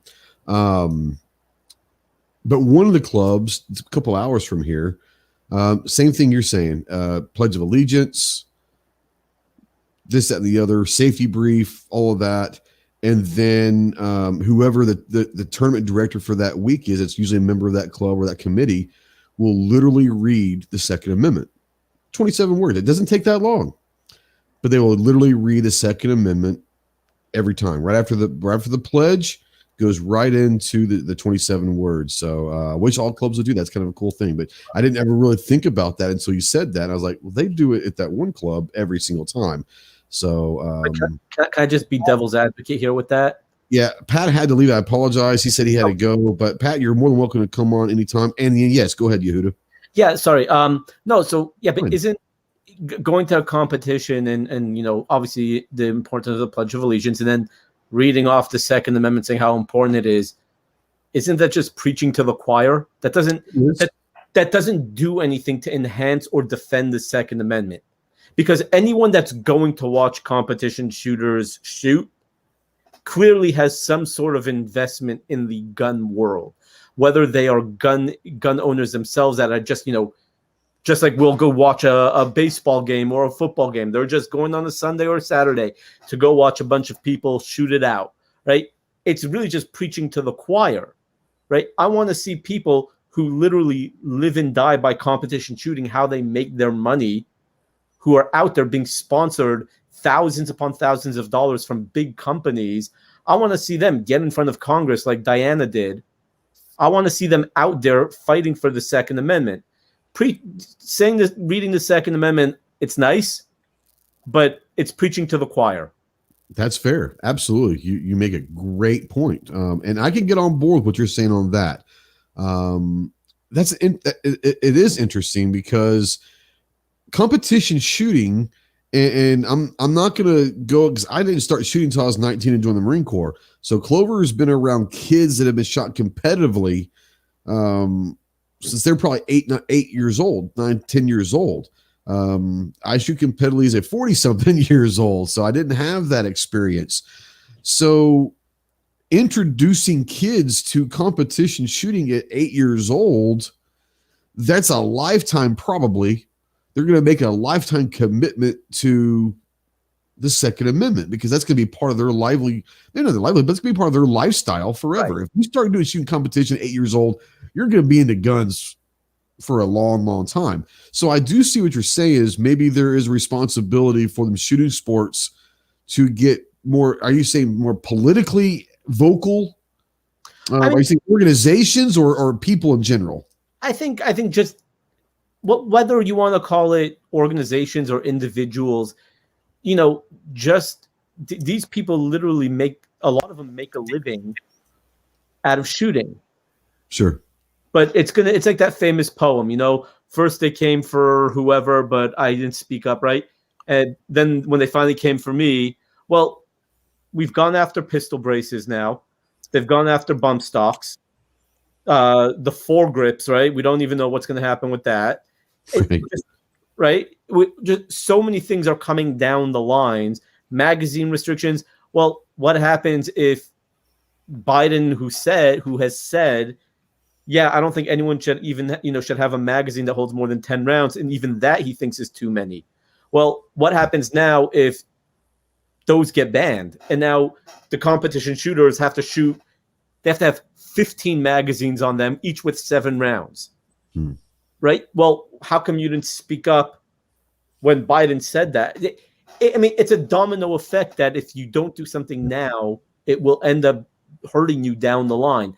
And I would just like to see more people like Beth Walker, more people like Diana Muller. I would like to see more of them just speak up, get out there, get involved. I'm not saying that they're an anti-Second Amendment. No way I'm saying that.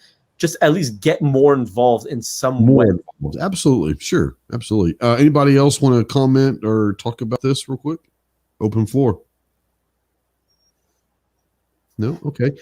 One of the things that I made a post a couple weeks ago, it ended up being a fairly positive reaction to it. And it was just one of those things.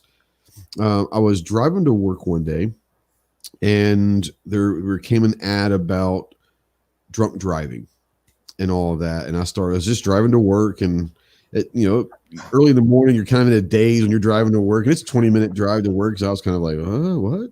And it just kind of hit. So I came up with a thing that said, gun control is to explain it in layman's terms to someone that may not be gun people, that don't understand why we are so anti-gun control.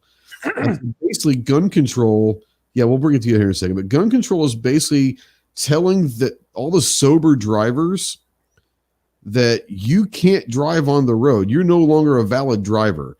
Only if you're drunk are you allowed on the roads and commute on the roads, because that's basically what happened. All the law-abiding citizens aren't going to be able to use it. Only the ones that are breaking the law. And I didn't think of anything about it, but I started getting I got a really positive response. And I was like, oh, well, that was just something that I heard an ad on the radio and kind of came up with the drunk driving analogy. But speaking of every second matters, Michael, I'm going to let you go first and add on whatever you want to do. But I'm going to also ask you this question. You can be the first one to answer is, when you're talking to someone, do you have an analogy or do you have something that you kind of go to help people understand why gun control is bad? Yep. I say it all the time on my show. Gun control is never about the gun. It's always about control. Absolutely. Period. That's it.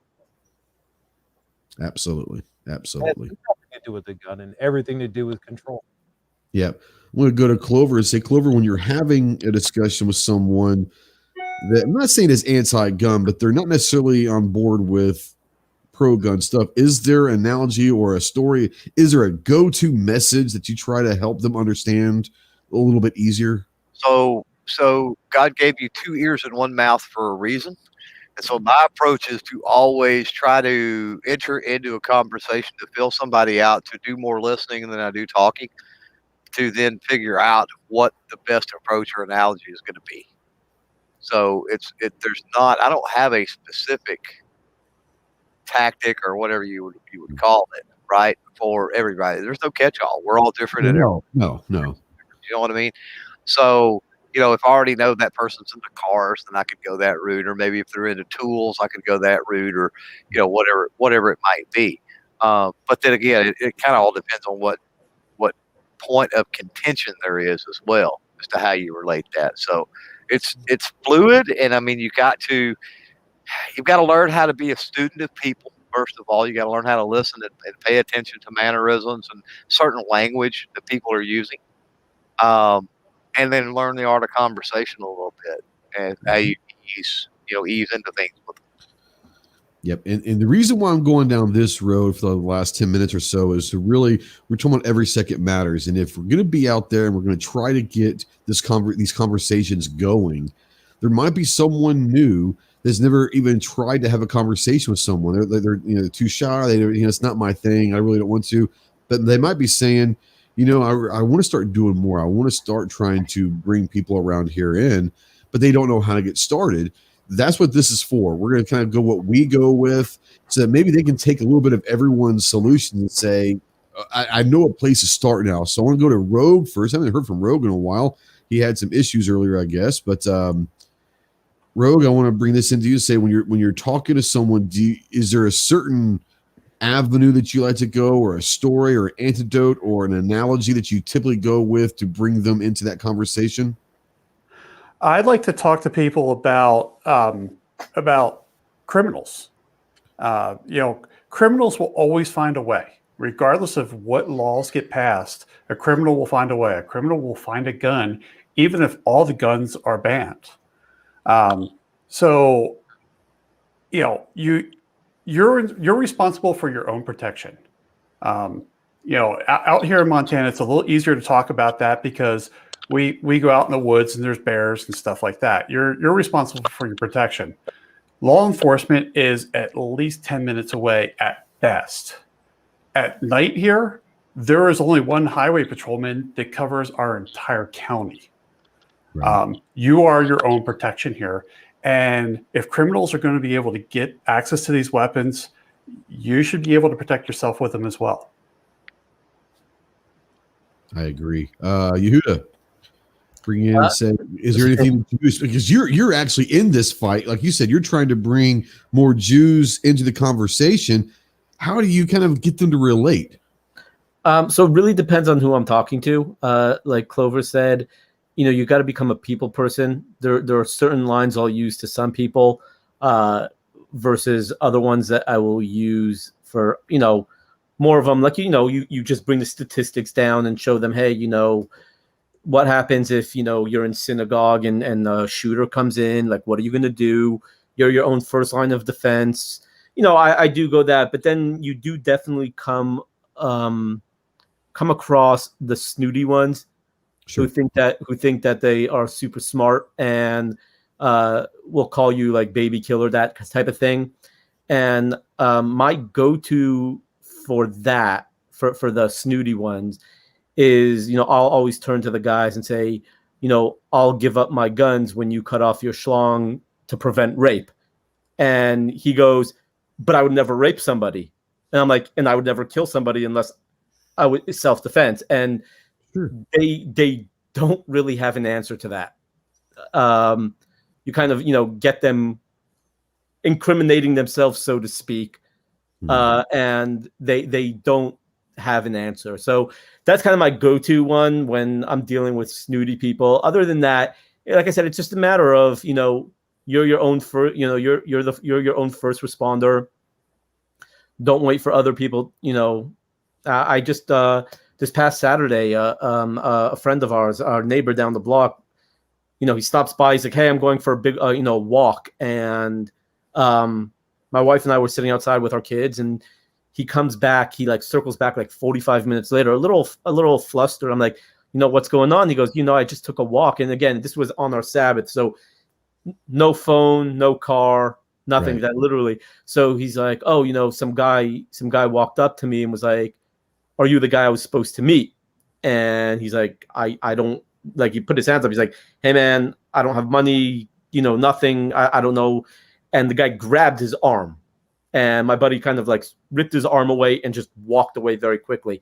So he's like, he turns to me, he gets it, he tells me this story. He goes, what's the first thing I should do? Should I go to the police station down the block? I'm like, no, go buy a gun and then go to the police station. When you, that's kind of my go-to, is that you really do need to understand your clientele and who you're talking to, because each person is going to be different. I had a conversation with a friend of mine at the range. This is about 2 weeks ago. And he's not into the whole 2A stuff. He's a gun owner that just wants to go to the range and shoot. And that's all he wants to do. He keeps it at home for defense and all that, but that's all he does. He doesn't care about what goes on. But he knows that I've got this side of my life and all that. And he was like, so y'all get into the politics. I said, I try to stay away from the politics on the show unless it's going to be dedicated to that, just because we're such a fractured community in it and ourselves. I don't want to cause any more fractures within our own community unless it's something we need to talk about. But we do get into that. And he was like, my biggest problem is I never ever, if I ever talk to someone, I get so mad because they just don't understand. And I tell them all the time, and I was like, look, here's the thing. And I think we'll all agree with this. And we came with this earlier. Most people aren't going to truly understand until they're put in a situation where they needed a gun. or carrying would have made them feel more comfortable, would have been, it could have gotten rid of a situation. We can preach to them the statistics all we want. We can preach all the analogies that we want. We can talk to them about being in scenarios where it could be a valid reason for them to go get a gun. But honestly, until something happens to them, their house is broken into, their arm is grabbed by some random guy on the road, they witness an armed robbery, or they know someone who was robbed, they're affected personally by crime or by evil. I don't know how we overcome that, but it sounds bad, but sometimes that is the evil is the best way to sell it. And sometimes we just have to sit there and say, look, I hope that we're not going to come to an agreement right now. So we're going to agree to disagree. We're going to part ways, still be friends. We're not going to agree on this. I hope you never are in this situation where you'll understand. Yep. And that'll make them think, what does he mean by that? I don't want to explain it. And what you do is what I do in that situation is I leave them with a seed. I say, look, I don't want to argue with you. I don't want to lose a friendship over our beliefs in guns. But I hope to God you or your family are never in a situation where you would need a gun. And then I walk away. And most of the time, a week or two later, get a text or call. Thought about that. Still don't believe in guns, but I understand what you're saying now. So you plant a seed. I think, and Clover talks to us about a lot also. We're not here to convince them and to change their minds right then and there. If you're there to change someone's mind right there, then you're going to lose. You're going to lose. You're going to be a disappointed person for most of your life. Plant the seed, because the same thing that I tell people all the time with your kids, if I tell them to do something, they may or may not do it. But if they do, it's because I told them to do it. If they come up with the idea on their own, then they're probably going to be able to do that a lot more. I got a call. So let's take a call real quick here. Armed Citizen Podcast. Who do we have? Hey, it's Trav. Oh, what's up, man? What's going on? Hey, I got something that's super pertinent to what you're talking about right now, so I figured I'd give you a call. I just got out of work. Sure, go for it. Anybody, this is Midnight Range TM, so you hear Trav's, maybe I know his name, but Midnight Range TM. So what you got, buddy? So you're talking about people that don't realize the importance of a firearm until, I don't want to say it's too late, but till something happens. Mm-hmm. So, we've been dealing with a lot of stuff this whole year, I don't want to say riots, but protests, and some of them turned violent, right? The only time my current boss has ever asked me if I had a firearm with me was when something was going down in the area that the restaurant's at. He said, we decided to close up shop early. He said, what do you think we should do? I said, I think you should get all the cash out of this place, and I think we should all go home. Let's go home where it's safe, right? And he said, he kind of looked at me and he kind of smiled. He says, do you have a gun on you? And I said, well, the handbook says I'm not allowed to have weapons at work. And he said, okay, good. And he laughed and he turned away, and it was just great way of answering that, by the way. Great way of answering that. Yeah. I said, the handbook says I'm not allowed to have weapons. And I kind of smiled, and he said, okay, good. Yeah. So it was kind of like one of those memes where they say, this is where Bob knew he screwed up. It was kind of a moment, I think it was kind of a moment where he was like, he's like, wow, I kind of would be a nice time to have something to defend yourself. And I did or did not, we'll say. Maybe I did, maybe I didn't, but there you go. Well, and I think you're absolutely right, Travis. And that's what we're talking about is most people are not going to have that aha moment until their personal life has been affected. And sometimes that's too late, unfortunately, Mm-hmm. Yep. I've worked there for 15 years and worked with him for about 12 of them. Mm-hmm. And it's never, he knows I own guns. He knows I carry. He knows, the whole 9 yards. He knows, everything. I don't hide it. But he's never once asked me if I ever had a firearm with me. But he did that day. And it was kind of a good, I liked it. It was a good feeling, because it was like, wow, there's somebody that maybe has seen the importance of it for once because it hit them close to home, you know? Yeah, and I agree. And but unfortunately, that's what it's going to take for some people, and I hate that. Yep. But we're not going to be able to Absolutely. change their minds. There's no way we're going to change their minds until they have that moment. So, yeah. Let's see here. Yep. So I'm gonna get going. I'll let you guys do your show and be all cool here. Okay. Yeah. Go. Yeah. Thanks, man. Go check out Travis. He's got the closer every Sunday night at 9:30 ish Central, 10:30 Eastern. Bawoosh.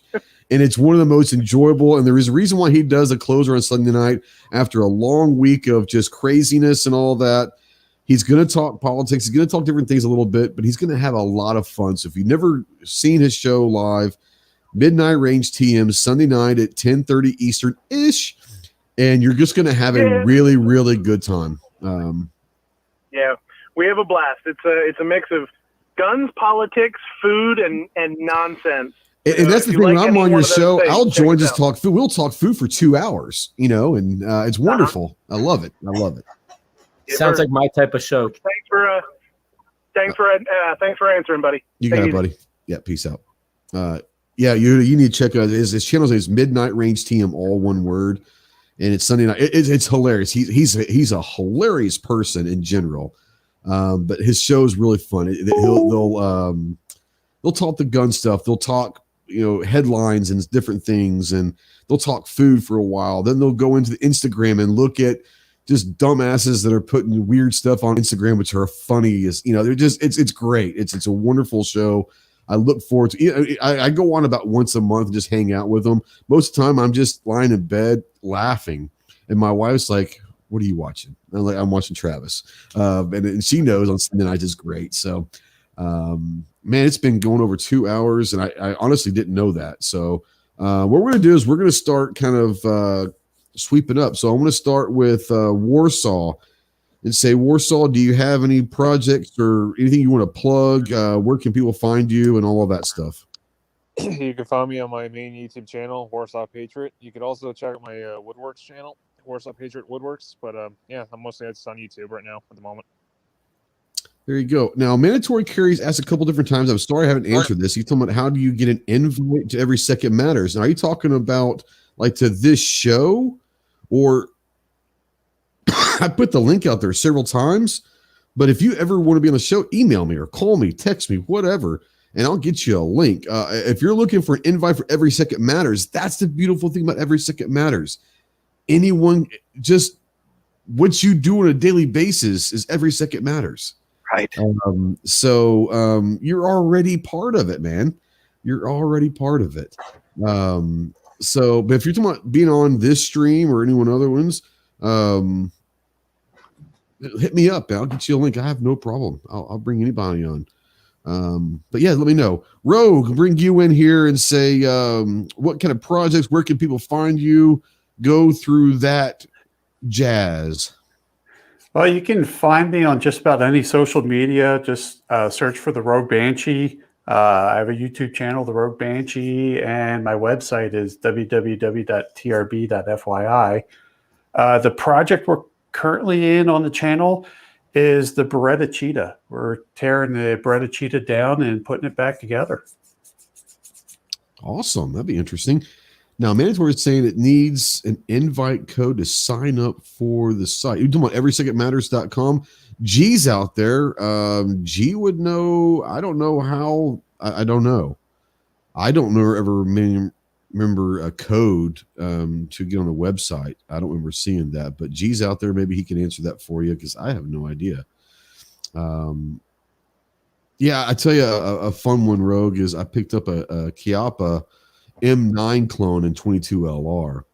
And it's kind of a funny thing, but it's interesting is right now it only really will shoot stingers.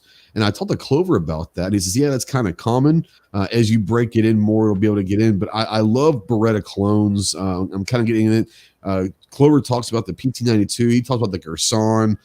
And so this is kind of like my first Beretta clone. So it'll be interesting. But yeah, I love Beretta, so I'm a Beretta guy. So breaking it down and all that looks kind of cool. I'm enjoying that. Budget, bring you in. Tell people where they can find you. Any projects you got going on? Doing a show Friday, possibly if you're off work. Hopefully you're off work. Even if I'm not off work, I get home by 11, so I can do my show. Speaking of my show, you can find me here on Budget Guns and Gear Reviews on YouTube. I just dropped a video today, the Joe Biden national anthem. Go check that out. It's kind of funny. I do. If you wonder why he hasn't talked a whole lot today, he almost didn't have a voice. So. Because I spent about 4 hours doing track after track after track after track to make it sound like there was a bunch of me. But no, it's just me. That's just, editing magic. Anyhow, I do a show every Friday night at 11:30 p.m. Eastern called The Right of the People, where we use the first to defend the second. You can find that in podcast form on Podbean, Stitcher, and Spotify at this time. More, I'll let you guys know about more as they get approved. You can also find me Gun Streamer, Full 30, Instagram, Facebook, etc., EIEIO. Just look for Budget Guns and Gear Reviews. You can go to budgetgunsandgear.com and usually find stuff there if I have not been too lazy to put links to it there. You could probably just basically Google Budget Guns and Gear review and probably find him everywhere that he can be found. Pretty much. Yeah. Awesome. I'm glad that they messed up and gave you the wrong day off this week, because I love having you on. Usually it's about once every month to 5 weeks, 6 weeks every now and then you get that Tuesday off. But I'm glad they messed up again, and we'll definitely see you Friday for sure. Budget knows that by the time he comes on, I'm usually in bed, but I love listening to it in bed, and he gets me going, man. He gets me fired. There'll be times where I'll get up out of bed and go out to have a cigarette, and I'm like, damn it, Budget, you got me going again. But it's a great show, and obviously the best voice on YouTube. I call him the voice, he's got like the perfect voice for podcasting and radio. So you should do something with that. Oh, wait, you do. Yehuda, I want to bring you in and say, I don't want to give anything away. You and I had a really awesome hour-and-a-half long conversation. Don't know if you're going to bring what's going on with that, but tell people where they can find you, what you're doing in social media, what projects you might have coming up. Yeah, so new books or anything. Yeah, so I'm the Pew Pew Jew. You can find me at thepewpewjew.com. Also heavily involved in Instagram, so you can find me there.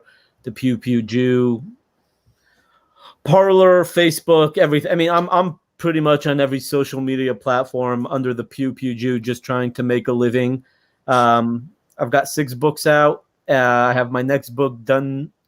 I had a phone call tonight. He didn't pick up. I'm going to try calling him as soon as we get off for my sponsoring of my next book. It's a very big gun company, which would be pretty awesome if, they back me. But besides that, I'm working hard. I know Trey and I, like Trey said, we talked last week. I am looking into starting my own podcast, The Gun World from a Jewish Perspective. I think it would be interesting, and, we'll see what happens. I would love for that podcast to happen. Thanks for coming on, man. It's awesome. If you haven't, what I love about his books, okay, if you guys aren't familiar with Yehuda's books, they're great, but there's some of them that are the kid can relate to them. It helps you with kids. They bring these joke books and all that. If you're gonna buy, and I'm sorry, I know you might not want me to say this, but you know how I feel about it. Yeah. If you're only gonna buy one, his book called 27 Words is amazing. It is amazing. I know he's only say just don't buy one, buy them all.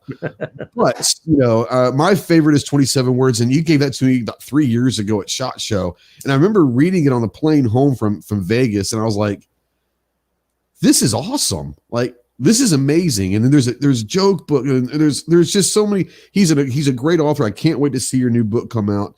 And I'm sure all your books are available on your website, I'm assuming. 4 out of 6. no one really cares to buy a autographed copy of a coloring book because they're gonna color it. So you never know. So I don't sell that, and then my 10 Little Liberals, I don't sell that either on my website. Awesome. Ricardo's out there, and he's subscribing to everybody out here. He's from Brazil, and kind of new to the show the last couple of weeks and all of that. So yeah, all these guys on here are awesome. There are so many people out in the chat that are awesome.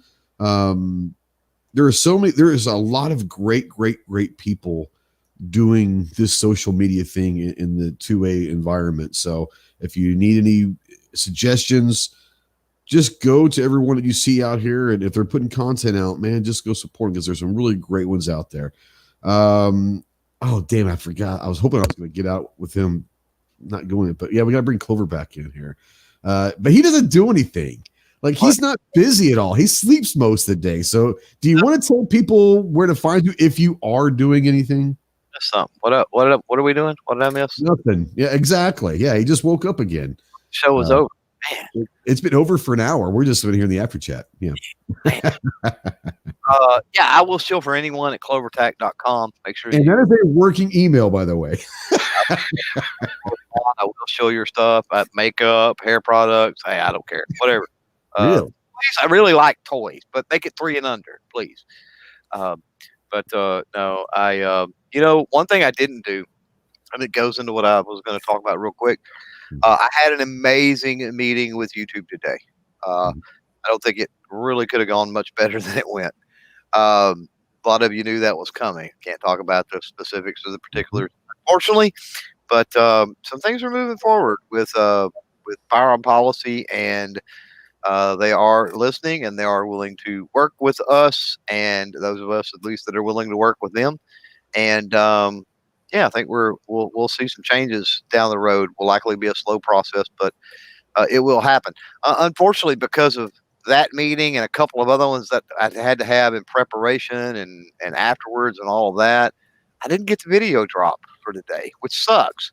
But I'm unsubbing. I'm sorry. I'm unsubbing. That's unsatisfactory. That's fine because more people watch that are unsubbed than are subscribed anyway. So theoretically, when you're talking about the analytics, if you unsub, you'll watch more of my content, apparently. But no, I'll drop that sometime tomorrow. So be looking for what's normally a Tuesday drop will happen tomorrow. And that's it. I mean, man, we had an awesome conversation. It covered pretty much anything and everything there was to talk about. It's awesome. And good to see Yehuda. Don't get to hang out with too much.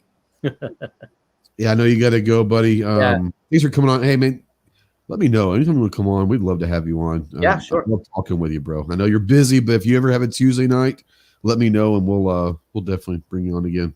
Sounds good. Later, guys. All right, peace out. Bye. Yeah, he's one of the good guys. There's a lot of great ones in our community, but that's a good one right there. And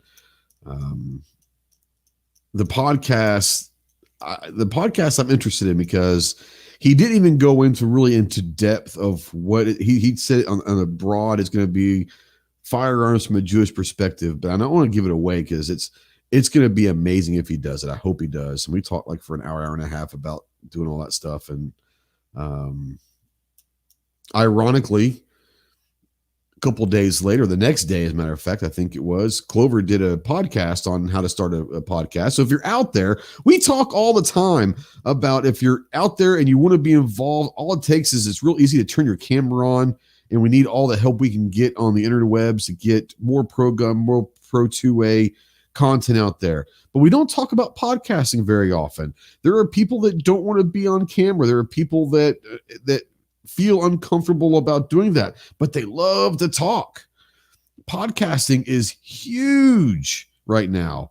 Huge right now. Think about it. It doesn't take much to just talk into your phone, go get a free audio editing like Audacity or other things, edit it how you want to, put it out there, and you're a podcast now.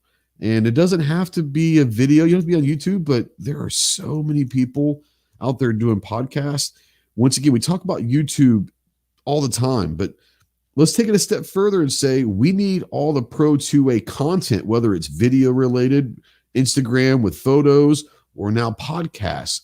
The more we get out there, the more that we're going to have a voice. So if you're ever out there, turn the camera on or start a podcast. I'm going to start saying that also. Start a podcast. And if you need help, call us. Me, Mike, Clover, we do them every week, sometimes multiple times a week. We'll be more than happy. Call someone that does a podcast, and we're more than happy to help you on what it takes to get one going and get it online. Go watch Clover's Nerd Chat from last Thursday. We pretty much went from start to finish with it, did we not? So Midnight says people that shouldn't be on camera. I've got a face for radio. There's no doubt about that. And I understand that. I am not a pretty person, but it is what it is. But there are people that like Budget who just has a voice that I love his videos and stuff, but like he could be a DJ like on radio. Like he could be that person. I really do. You have that voice where you could be an awesome DJ on radio for sure. I've got a face for it anyway. No, just the voice. I mean, there are certain people out there that have that voice that are just, you hear that voice and it's like, wow. Sarge has a great voice. I think Sarge would do a great podcast if he ever want. I know he doesn't have time, but podcasts are getting fun. And I think I enjoy it. And you don't have to do them live. You can do them whenever you get 5 minutes. You know, there are some people that will record themselves talking about something on their way to work, the 5 or 10 minutes on their commute to the work, and they'll just record and just start talking about whatever random topic they want to talk about that day. And that's a podcast. They don't have to be hour, 2 hour, 3 hours. It could be 5, 10, 15 minutes and you've got a podcast. It's great. It's fun. It really is. It's a fun time. We need more out there. So go do it to it. Thanks for watching and live for all you guys out there for 2.5 hours later. We still got people out there. God bless you. I love you. Thanks to the patrons. Thanks to the channel members. We appreciate everything you do for us. You kind of make it worthwhile. Knowing that you guys are always going to be there to support, not financially, but just being there to support is awesome. But thank you to that. If you're watching a replay or listening to podcasts, fantastic. We are available on about 39,000 different podcast platforms. I don't know. All you got to do, you go to the website, ghosttacticalproductions.com, and we've got the podcasts on there, our store. We've got about 10 or 12 of them that we're on, but you can literally go to Google and say, like, whatever podcast that you watch, like app that you use, and then type Ghost Tactical or Armed Citizen Podcast, and we're probably out there. So yeah, love the podcast side of things. We are going to start getting back into doing more produced podcasts, trying to do once a week or something like that. And it's going to be a kind of a shorter thing, where the live is going to be the long format. This one might be like 15 minutes to a half an hour at the most. And it's going to be more without guests probably. We're going to use this to be with the guests and having fun with our friends. That one's going to be more of me talking and answering questions that have been sent in. But I've been getting a lot of people saying, I would love to have you just tell stories. And there are a lot of stories that I won't tell, except to some people. Clover probably is the only non-Marine that knows a lot of the stories that I have, but I don't tell those stories very often. But there are some things I can tell. We can have some fun stories. But there are stories that people say, I'd love to hear some stories from you. So we might do that on the podcast side and all of that. So that'll be coming down the line for us. Keep checking us out. We're coming up close on 25,000 subscribers. We're about 500 away.